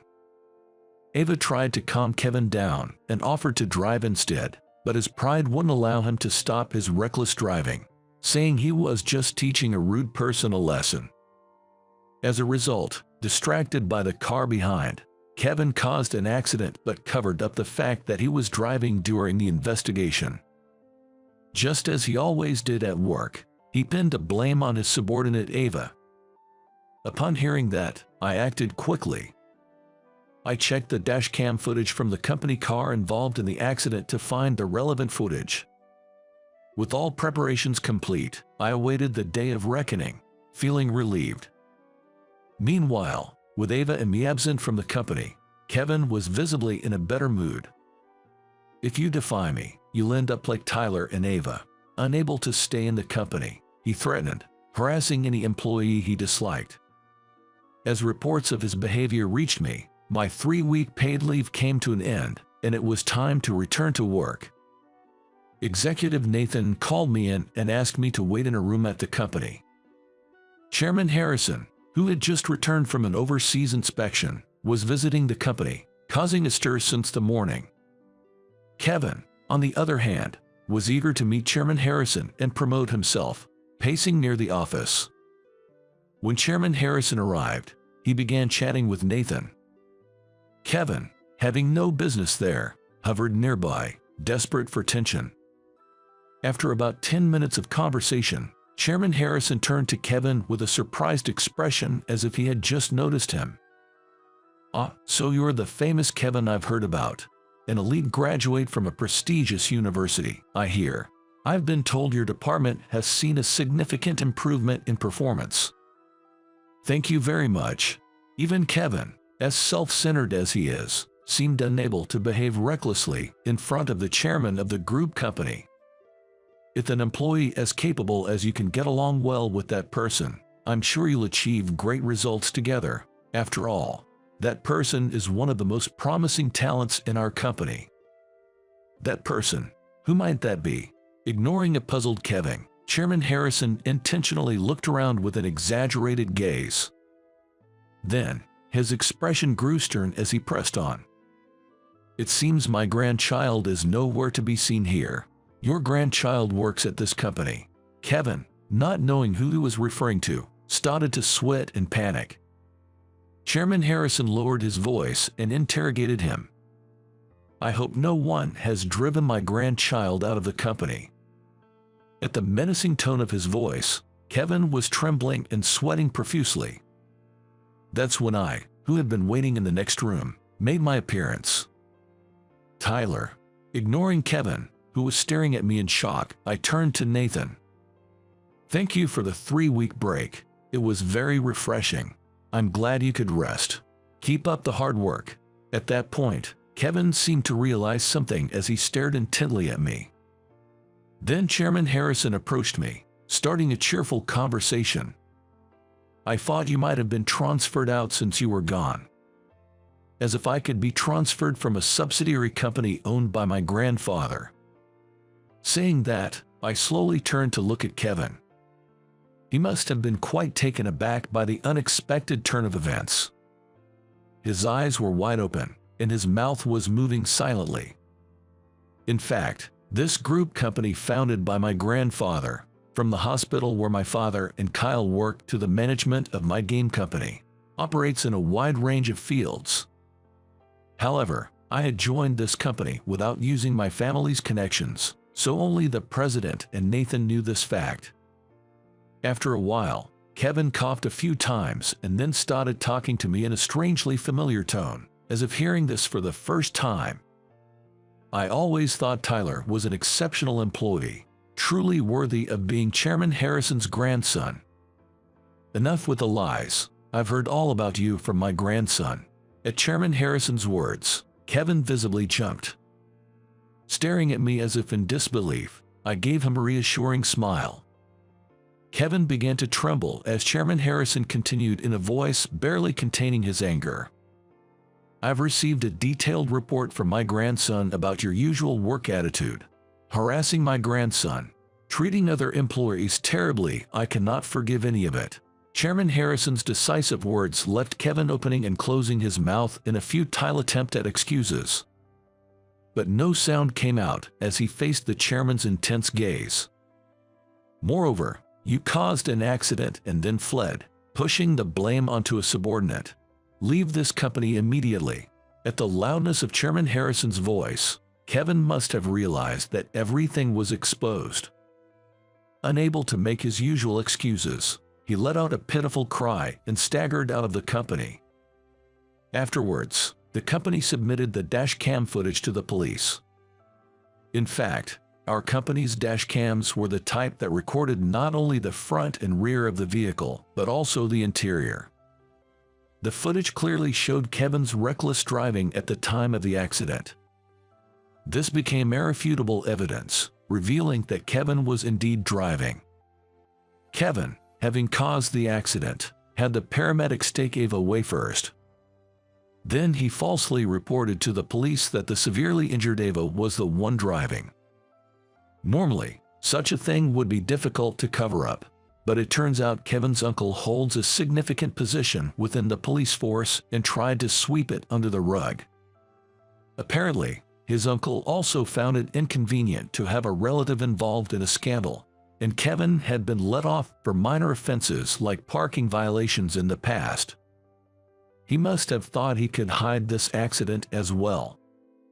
Kevin's cowardice in engaging in reckless driving and then trying to pin the blame on Ava outraged the employees anew. Ava, unaware of these details, was quite shocked to learn the truth. Ava, preoccupied with her facial scars, never dreamed she would be made responsible for the accident. It was all a part of Kevin's despicable scheme to evade responsibility. As a result, Kevin was arrested by the police.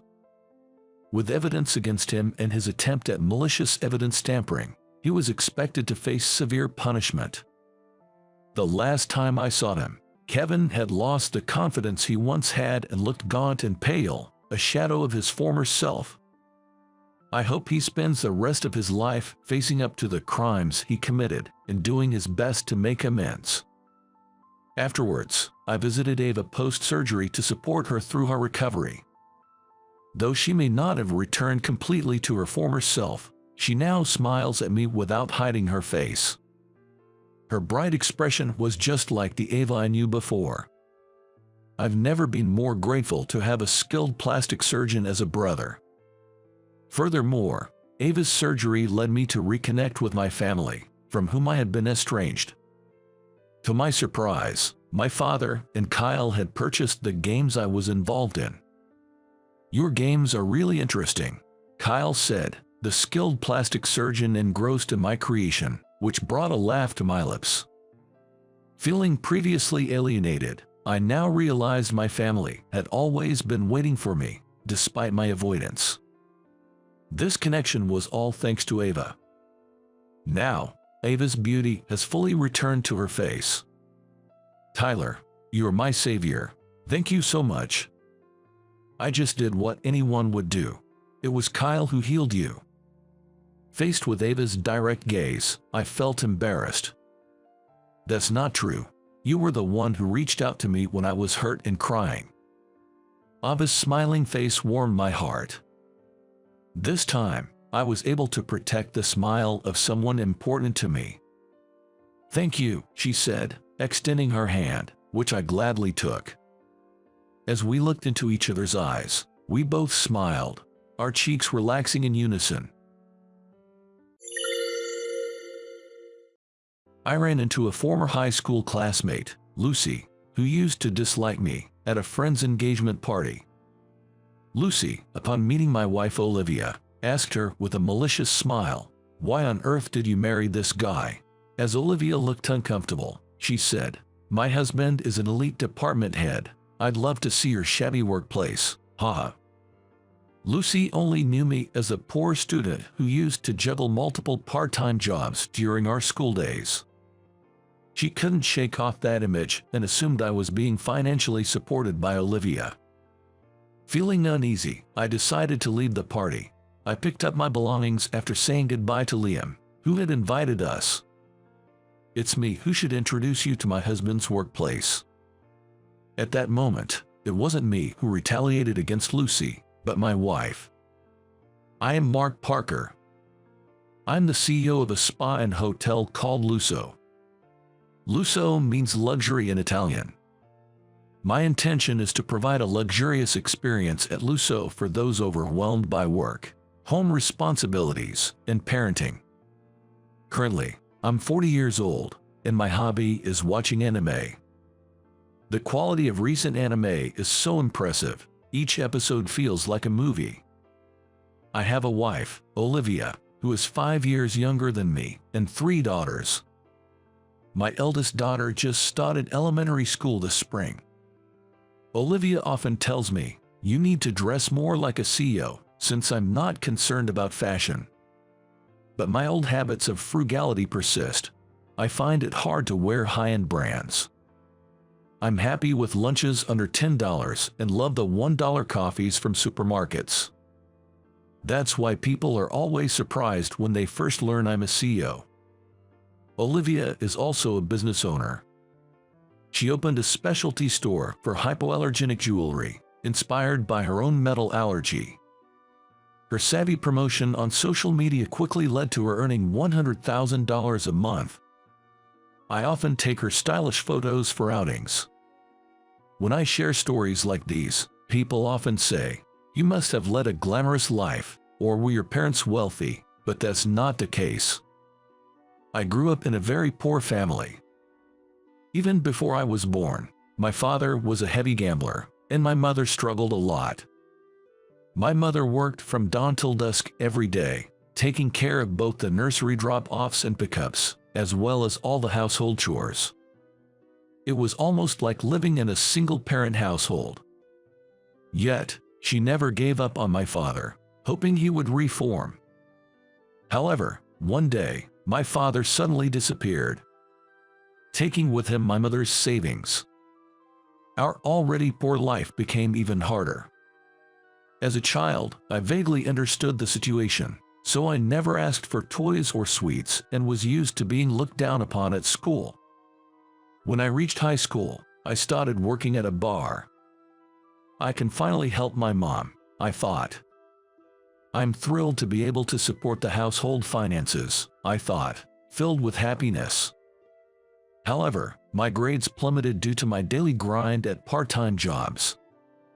Days went by where I was constantly overcome by drowsiness during class and hardly ever submitted my homework properly. Yet, I prioritized my part-time job.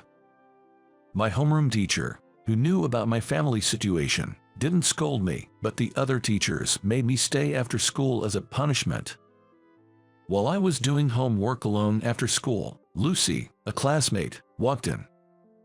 Lucy rarely came to school, but she was still popular.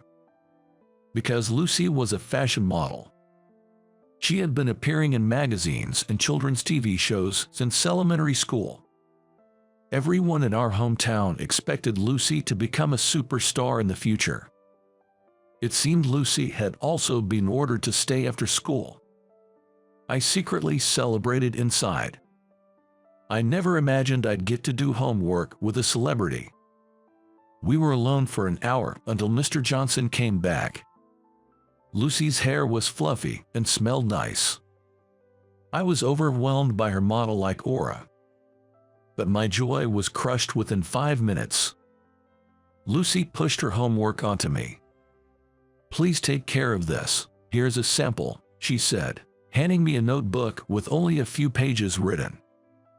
"Make sure your handwriting looks like mine so it doesn't get caught," she instructed, then took out a magazine from her bag and started intently looking at her own pages. She was nothing but a spoiled diva. I was angry with her, but not wanting to cause trouble in our relationship, I also did Lucy's homework. Days like this continued, and about a week later, as I was quickly finishing my homework to start on Lucy's, Mr. Johnson suddenly entered to the room. Lucy, who was touching up her makeup on the desk, looked panicked. Mr. Johnson approached me and picked up the homework. I thought something was off. It's the same handwriting as Mark's. I had tried to mimic Lucy's handwriting, but to Mr. Johnson, it seemed identical to mine. I had messed up. Lucy glared at me, clicking her tongue. Being rarely at school and now caught skipping detention homework, Lucy faced a 2-week suspension. I thought, all that for this, but I later heard that a bag check revealed forbidden snacks and cosmetics in her bag. Lucy's suspension quickly turned into bad rumors. In an era without cell phones, rumors spread from mouth to mouth, transforming as they went. TV stations and magazine editors, who disapproved of Lucy's school behavior, started canceling contracts with her. With no work left, Lucy began attending school every day. Even without modeling jobs, her beauty and glamorous appearance made her popular at school. However, blaming me for the start of her troubles, Lucy began to harass me. Throwing my bag into the rainy schoolyard, intentionally dropping my lunch on the floor, and even causing a scene at my part-time job, making me pay for her expenses. "Come on, poor boy. Treat me with your meager earnings." Gradually, I couldn't stand the cold stares from my coworkers and quit. Then I started doing light work from home. The pay was shockingly low. This won't help with living expenses at all. I felt downcast, but my mother encouraged me, saying, "People who are mean to others will eventually face karma. A fun life awaits after you graduate from high school." I finally graduated from high school and became a college student. Just the fact that Lucy wasn't there made me happy. But I found it hard to trust those around me, remaining isolated. During lunch breaks, with my mother also busy every day, leaving no time to go out together, I wondered how to spend my time when I stumbled upon an advertisement for a job vacancy at a resort hotel. I had never traveled except for school events. Out of curiosity, I applied, and to my surprise, received a call immediately, saying, "We look forward to having you start next week." The part-time work at the resort hotel changed my life. I started off with behind-the-scenes tasks like cleaning guest rooms, then moved on to front desk staff and pool lifeguard, experiencing various jobs while moving between resort locations. There were so many family smiles, an extraordinary atmosphere and scent. Just being there excited me. And since it was a short-term job, the absence of stress from interpersonal relationships was a plus. I saved my earnings and presented my mother with her first trip. During the trip at a famous spa and hotel, she smiled happily the entire time. At that moment, I vowed, from now on, I will work hard to afford my mother a life of luxury. From my second year of college, I began studying business management in earnest. While working at the resort hotel, I traveled to hotels and resorts nationwide for research. Upon graduating, I started my own business. With investment from backers, I opened the hotel in Spaluso. I implemented various initiatives, such as offering single mothers and their children a 50% discount, and giving students who work for 3 hours a day's pay plus a spa passive. As soon as social media emerged, I focused on advertising there, making sure not to fall behind the times. Thanks to that, 15 years later, the company has grown to an annual revenue of $350 million. This is my life.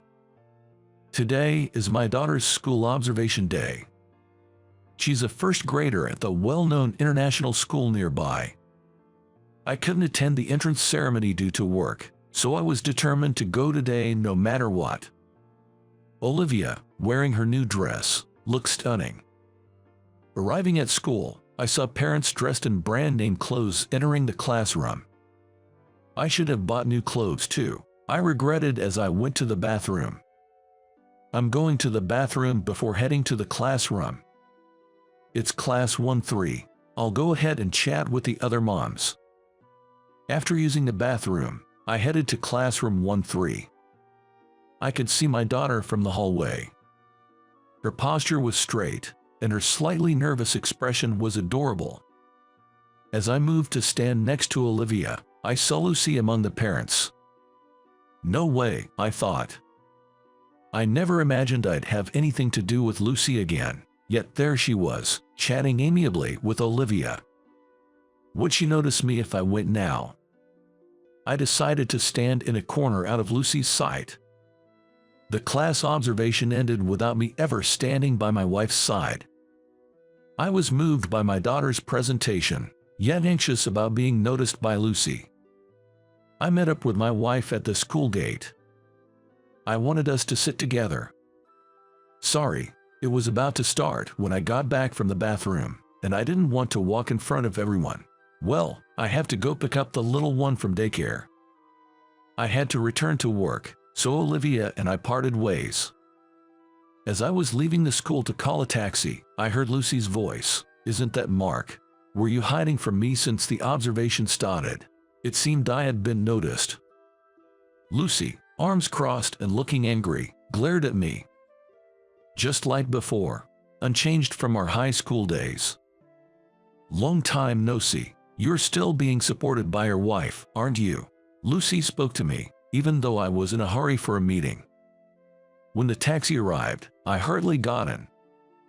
On the way to the office, unpleasant memories from high school flooded my mind. One night during the week, when I got home, there was an invitation to my high school friend Liam's engagement party on the desk. Liam and I didn't talk much in class, but we worked at the same part-time job and often went home together. To my surprise, the venue was Luso. If I received an invitation, it likely means all our high school classmates were invited. I definitely didn't want to go. I decided to send a gift to Liam's home instead. As I was about to mark will not attend on the invitation, Olivia suggested, let's go together. Olivia hadn't met me until after I started my business, so she didn't know what I was like in high school. I want to meet Mark's friends. Her eyes sparkled so much that I couldn't say no.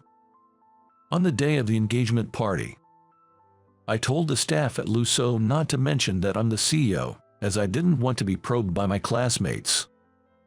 Olivia picked out a fancy suit for me to wear. The party was on a Sunday, and since our daughters were also free, we attended as a family. When we arrived, many of my classmates were already there. It felt odd to see the familiar staff and made me a bit nervous. Mark, it's been so long. Thanks for coming. Congratulations on your wedding. It's great to see you. Liam, whom I hadn't seen since high school graduation, was as refreshing as ever, and his wife seemed kind. While we were eating, women gathered around Olivia. "Are you Olivia? I always see your SNS," they said, buzzing about her metal allergy-friendly jewelry shop. "My wife is popular everywhere, shining brightly." Then Lucy joined them. "Why did you marry this guy?" Her cheeks were red, perhaps from drinking. Lucy forcibly sat next to me. "He's always been poor and attractive and unfashionable. I can't believe he's married." "Is that so? I don't know much about the past," Olivia replied with a troubled look. Lucy asked the surrounding classmates. "He was super unfashionable, right? There must have been someone better, right? You make so much from your jewelry. Could you please stop bothering my wife?" Why?" Lucy bragged about her high-end accessories and the wallet her husband gave her. While she was engrossed in the conversation, she turned to me and said, "My husband is an elite department head. I'd love to see your lowly workplace, haha." I was furious that Lucy could say such awful things in front of our daughters. Thinking of leaving, I grabbed my things to say goodbye to Liam. But then, "My husband's workplace, let me introduce you," Olivia said loudly. Everyone in the venue turned to look at us. We headed to the top floor of the hotel in the elevator. The office is located on the upper floors, where I and the full-time employees work. The elevator ride with Lucy, Liam and his wife, and a few classmates felt suffocating. My wife's back, standing in front of me, seemed larger than usual. We arrived at the CEO's office. Everyone was confused, asking, "What's going on?" My secretary, who rushed over, unlocked the door. As we entered the spacious office, exclamations of "Wow" were heard. "Mark is the CEO of Luso."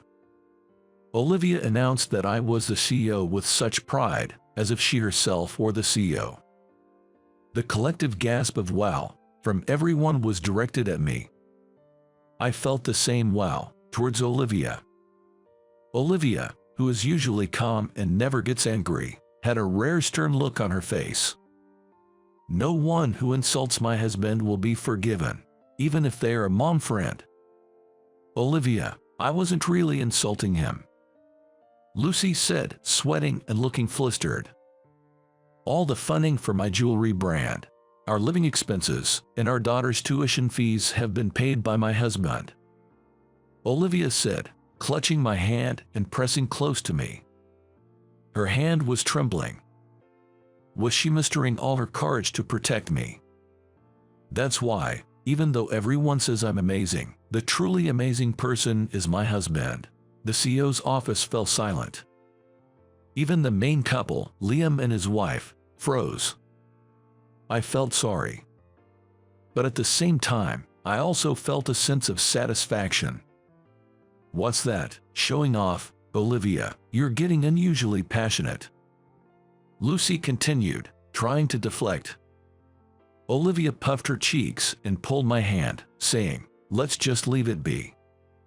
Just when the party atmosphere turned awkward, the host guided everyone to the pool area. "This is my favorite space. Luso's pool is filled with amenities enjoyable even for babies." Actually, it was my mother's idea. When I was a baby, we spent a lot of time together, but there weren't many places to play since I couldn't run or swim yet. It's the period when you can be closest to your child, yet there's not much to experience. Hearing her say this made me feel lonely, so I made sure we had plenty of kids' pools. The children of my classmates, including my daughters, changed into their swimsuits and played to their heart's content. Feeling responsible for ruining the party atmosphere, I treated everyone to ice cream. "Looks like CEO Parker's secret is out," the shop staff said, chuckling as they approached me. "More like my wife let it slip." "Haha, your wife's love for CEO Parker is incredible. It's already the talk among the staff." Though I dislike gossip, the story of Olivia defending me spreading around wasn't unwelcome. Seeing Lucy, she was eating the ice cream I treated, chatting with classmates. That sight reignited my anger. Isn't Olivia super rude? We went to the same school, but she's always had a bad way of speaking. That's the worst. Complaining about a mom friend she's usually close with. Is this also my fault? But I wanted to say something back. As I approached, thinking this, a group of running boys crashed into Lucy, causing the ice cream she was holding to fall on her dress. Ah, my favorite dress. Lucy tried to wipe off the ice cream stain, pulling a handkerchief from her bag. Simultaneously, her wallet flew out of her bag and into the pool. Lucy reached out for her wallet in a frenzy. Splash! Lucy fell into the pool, causing water to splash everywhere. Staff members and a few classmates rushed to the pool. All the classmates quietly watched the scene. With her back to everyone, Lucy exited the pool and was led by the staff to the fitting room. To turn around the tense atmosphere, the host started a bingo competition. As soon as the bingo started, everyone got engrossed as if nothing had happened, eagerly following the numbers. After the bingo, Olivia and I went to Liam and his wife's stable. I can't believe Mark is the CEO of this hotel. I'm glad you chose Luso for the party venue. Sorry for the awkward atmosphere though. It's my fault for inviting Lucy, don't worry about it. Then, we had a great time reminiscing about our days working part-time jobs. Liam saying he missed me after I left the job was really nice to hear. I wish I had kept in touch better. Maybe we could have been closer.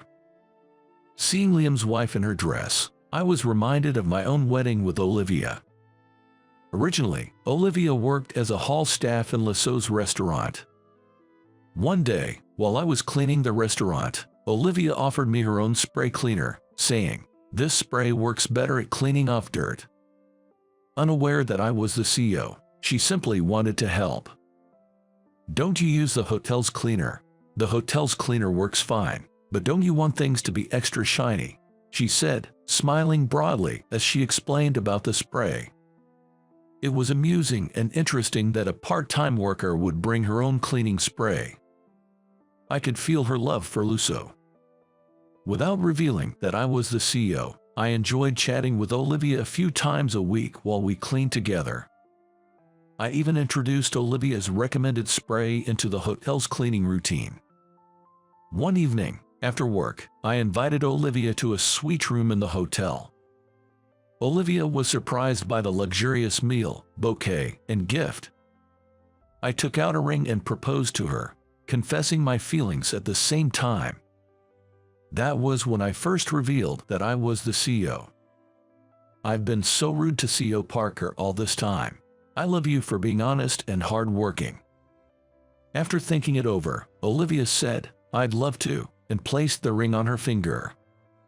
As I was lost in these fond memories, Lucy returned to the venue. She had changed into a dress sold at the hotel's shop. Gathering everyone's attention, she walked straight towards me. Olivia is really the worst. So tactless and selfish. I'll tell the mom friends about this next week. My wife did nothing wrong. The one lacking manners is you. Lucy's downfall was merely the result of her own actions coming back to her.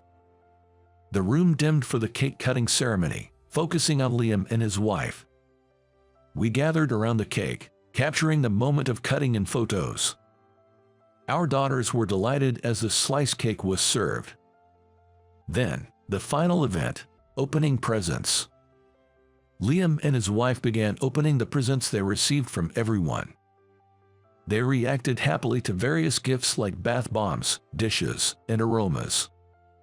Then, they opened a present chosen by Olivia and me. It was a set of slightly upscale seasonings.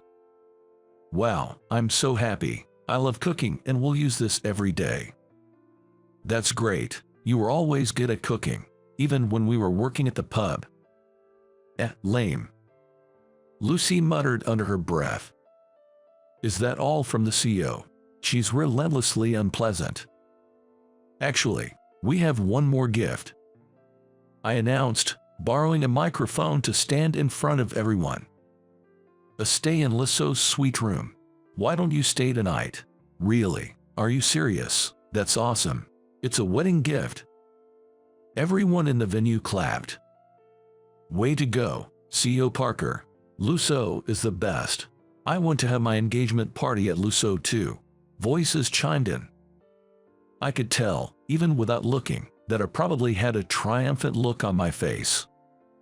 I just wanted to see Lucy's frustrated face. I asked the staff to prepare a suite room. Sorry to take up your time. Let's open Lucy's gift next. Mine can wait. Don't you all want to see it? I asked the crowd, and they responded with yes. I wondered what luxurious item Lucy, who had called my gift lame, had chosen. Liam and his wife opened it in front of everyone. It was a set of matching pajamas. Thank you, we'll use them. A highly popular, limited edition pajama set from a high-end brand. Following the seasonings, this would have surely elicited an well. But it couldn't compare to a stay in the hotel's suite room. Typical Lucy, always with good taste.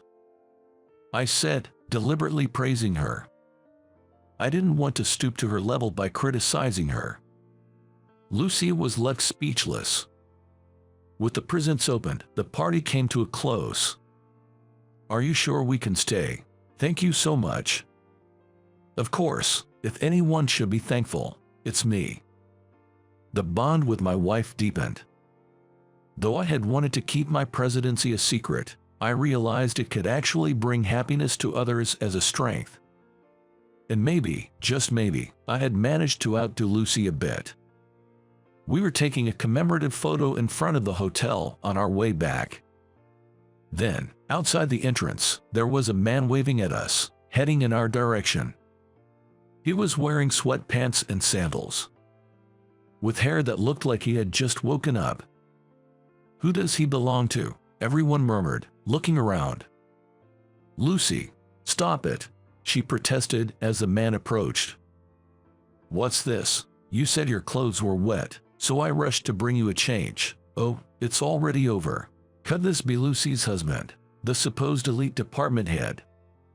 His fashion was the complete opposite of high-brand lover Lucy, decidedly more down-to-earth, practically loungewear. Or rather, it looked more like something one would wear around the house. Seeing Liam, Lucy's husband said, "Congratulations on your wedding. My wife has been in your care."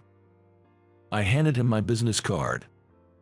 You're the hotel CEO. Wow, that's amazing. Sorry, I don't have my card on me. He apologized. You're a department head, right? Actually, my company went bankrupt, and I'm currently a freelancer. This unexpected revelation made it feel as if time had stopped for the classmates gathered for the photo. Lucy's face turned red, and she remained silent. Mark, our daughters are in the same class, right? Unfortunately, we might have to transfer schools.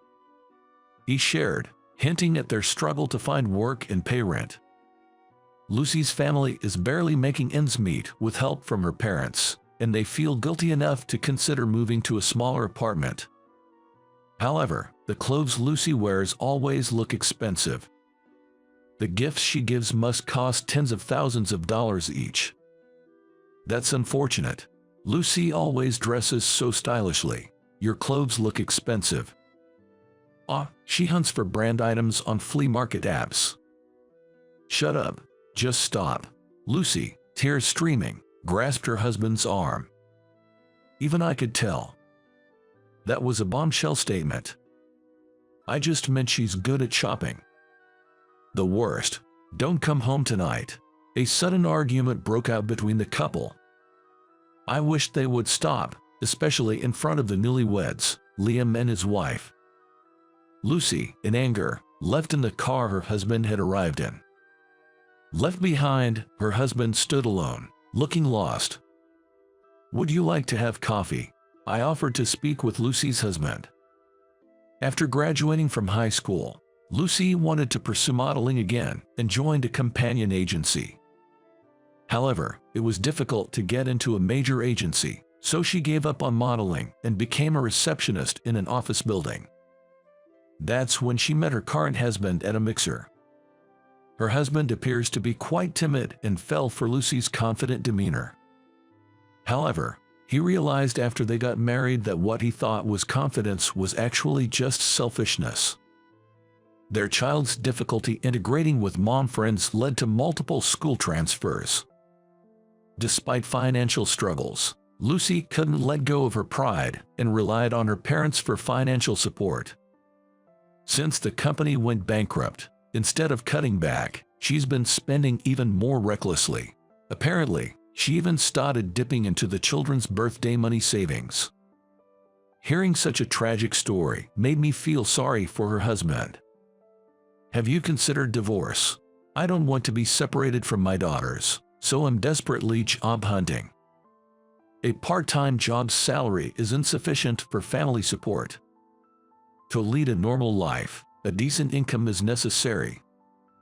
You were a manager before, right? In what field? A menu design company for restaurants. An idea struck me. Would you like to work at Luso as a full-time employee? Really? Can I? I had been thinking about expanding Luso with a cafe. Most cafes and restaurants offer limited kids menus. A wider variety of balanced meals would surely make both moms and kids happy. However, due to staffing shortages, I had postponed this plan. I'd like your help with a cafe expansion. Could you lend us your knowledge and experience?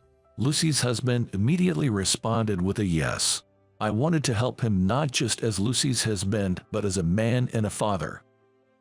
Ironically, this felt like the best revenge against Lucy.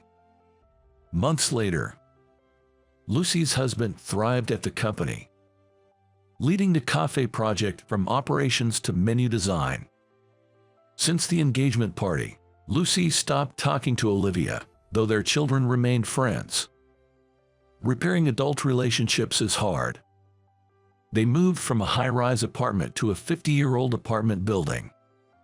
The international school requires considerable expenses, so her husband's salary is primarily spent on their child's needs.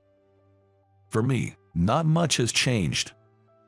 If there's anything different since the engagement party, it's that my love for Olivia has deepened. Ever since our child was born, she mentioned how dealing with mom friends can be tough because you have to conform. Yet she stood up for me in front of those mom friends. Being able to marry Olivia and having our daughter are the greatest joys of my life. And being able to lead such a wonderful life is also thanks to my mother. After a long while, I took a week off and went back to my family's home with my family. The concept of home used to be the norm for me, and hotels felt special, but at some point, that feeling reversed. Next time, I'll create a hotel that feels like a home away from home.